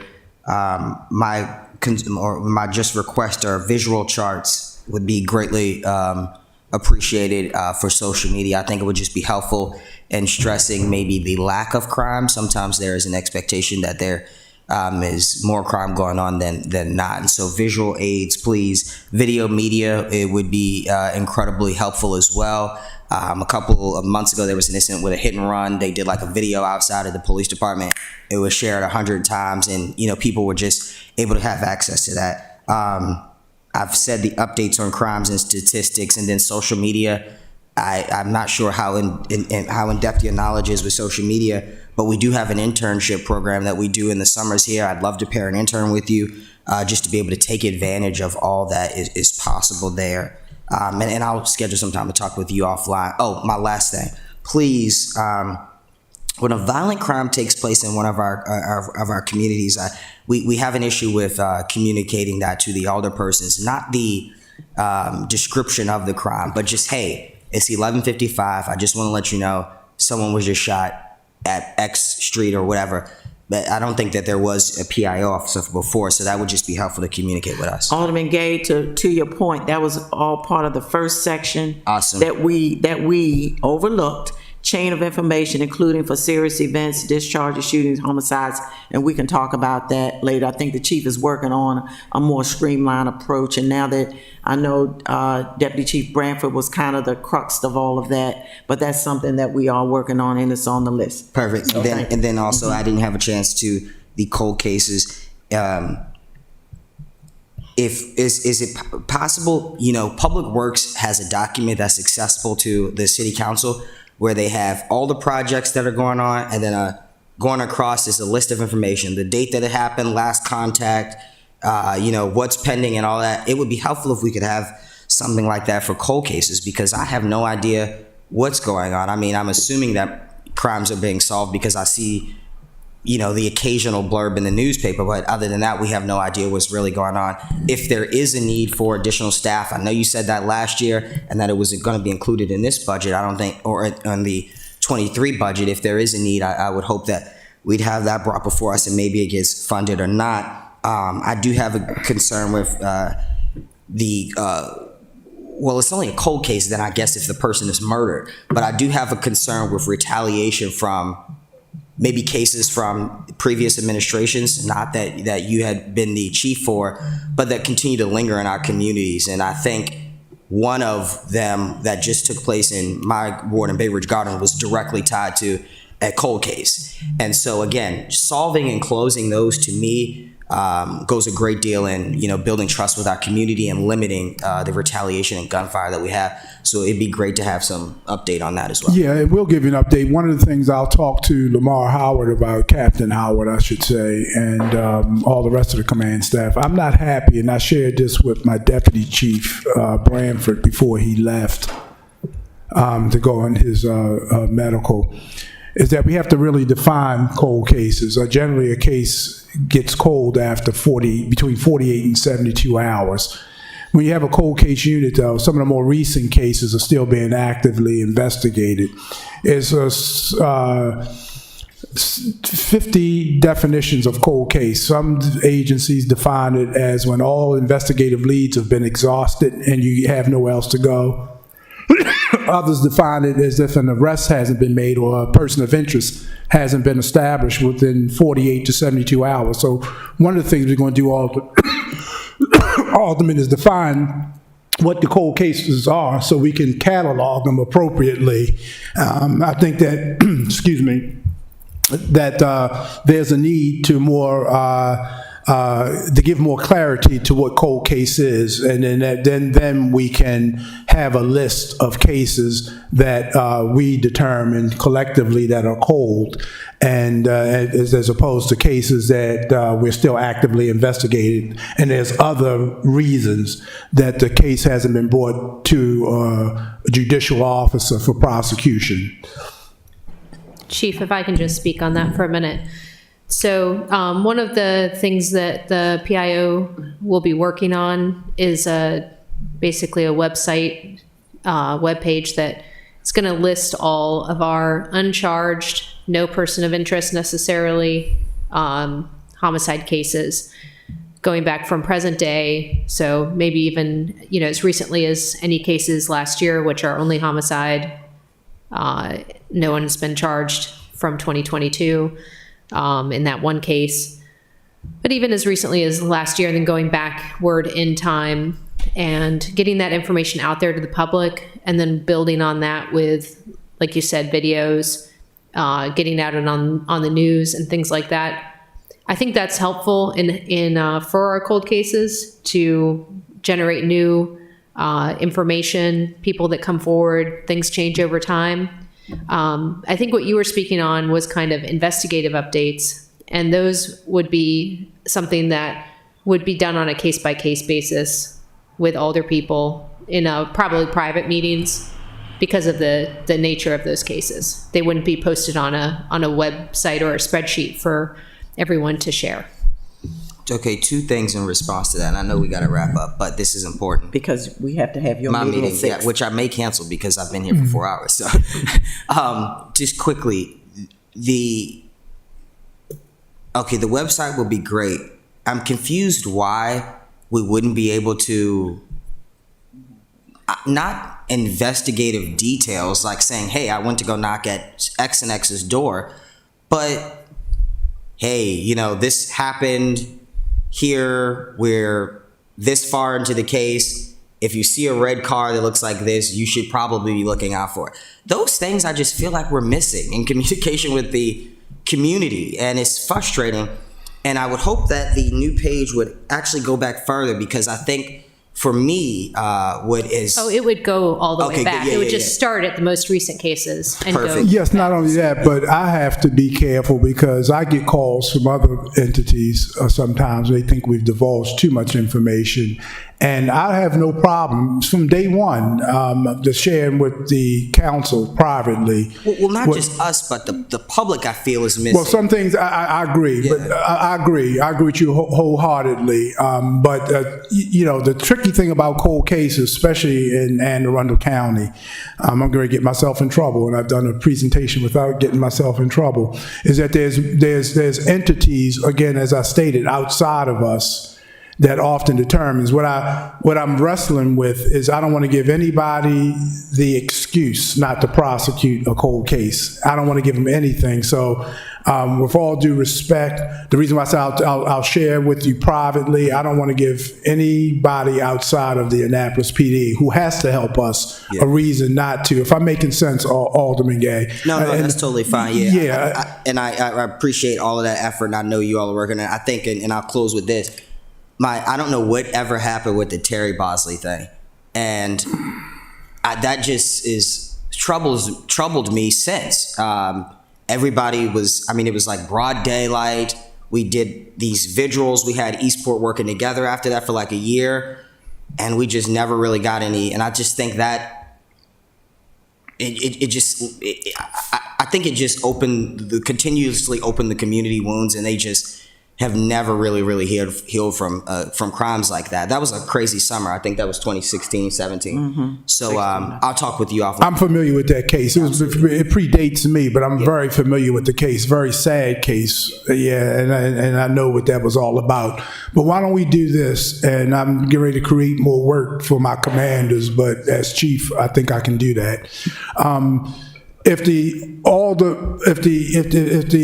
anybody in any ward has any concern, and let's be honest, the elephant in the room is that your ward, the Madam Chair's ward, and Finlayson's ward are the three wards that are most likely to have homicides historically, at least since I've been here, is that we can sit down together and identify some cases and then kind of give a complete overview of what they are. Then have Captain Miguez and Bernie to kind of create what we can create without compromising any investigative leads that we might have, to give the public a kind of scenario. Because I agree with you. I used to love the old reenactments after they'd gone cold, where you would actually have actors to reenact the case and ask people, if it's anything you see, call Annapolis PD, because here's the thing about cold cases, the reason why I'm a big fan of it. The oldest case in America, and you can verify this, and the suspect was still alive, was 70 years old. I believe it's a South Carolina case. But that was the oldest case where the suspect was still alive. It committed a murder, and the suspect was still alive to be held accountable. Now, he died probably conveniently after that. I think it was a 95-year-old suspect. He was 25 years old when he committed the homicide. They charged the wrong person. They made a movie about it, executed the person, and then the evidence with the onset of DNA, and this wasn't that many years ago, revealed who the real killer was. And amazingly, the suspect was still alive. So I share that story with families that you never know what's going to happen. But what I need is the support of the rest of the criminal justice system and the citizens. We'll talk about that offline, to get the support to go along with us to make sure that these cold cases where we do have a person of interest or a suspect is cultivated so that we can bring closure to the victim's family. Okay, thank you, Chief. And we're going to leave on a hopeful, upbeat note, 30 seconds or a minute on your chaplain program. Yes. It wasn't on the agenda, but. Yes. We just finished the policy. The policy's been published. Myself and my professional standards manager, along with the chaplains themselves, Apostle Coates and Reverend Colbert, along with Walter Smith, all looked at the program, and edits were made, and we sent the policy out, and so the policy's done. It's been published, and so we'll circle back and we're ready to fully implement the new policy.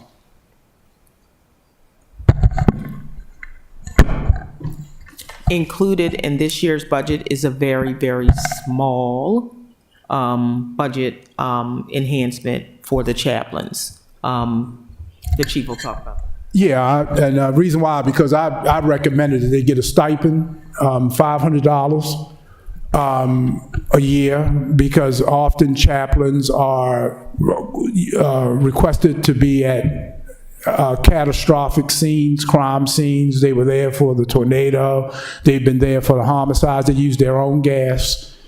And we're asking them to, and then most of them are very, very eager to volunteer, but we want to show them a small appreciation and really consideration for the time and gas money that they expend. They've gone to funerals. All of them were there when, unfortunately, Lieutenant Della passed away a little over a year and a half ago. They all came out, and so if we're going to ask them to do that, then I think that it's more than fair that we offer them a one-time a year $500 stipend just to defray some of the costs associated with them volunteering. I absolutely agree. I can't see why anybody wouldn't want $1,500 to go to those three for what they do and the purpose that they provide to us. Yes, ma'am. And the consolement. But anyway, I'm going to make this announcement before we close. We have had 2 huge meetings, one in February concerning Annapolis United, and this one, I'm going to say it to Police, Office of Emergency Management, and Fire. Unless we have legislation next month, we will not have a meeting. Bar a public safety crisis. Okay. Well, if it's a public safety crisis, they'll be there, and I don't want them sitting in a meeting. Well, I'm saying, barring something crazy, a shooting or anything like that. I understand, but they've done a phenomenal job, and they've been here for 6 hours, I believe, over 6 hours, the past 2 months, and the least we can do is give them for lack of a better word, a reprieve for next month. So, and that's only like a week and a half or 2 weeks away. So, barring anything like that, you all are excused. But can I get a motion to adjourn, Alderman Gay? Make a motion to adjourn. So moved, and I'm going to second it. All in favor? Aye. Aye. It is 5:10. Meeting adjourned. Thank you, Madam Chair. Thank you.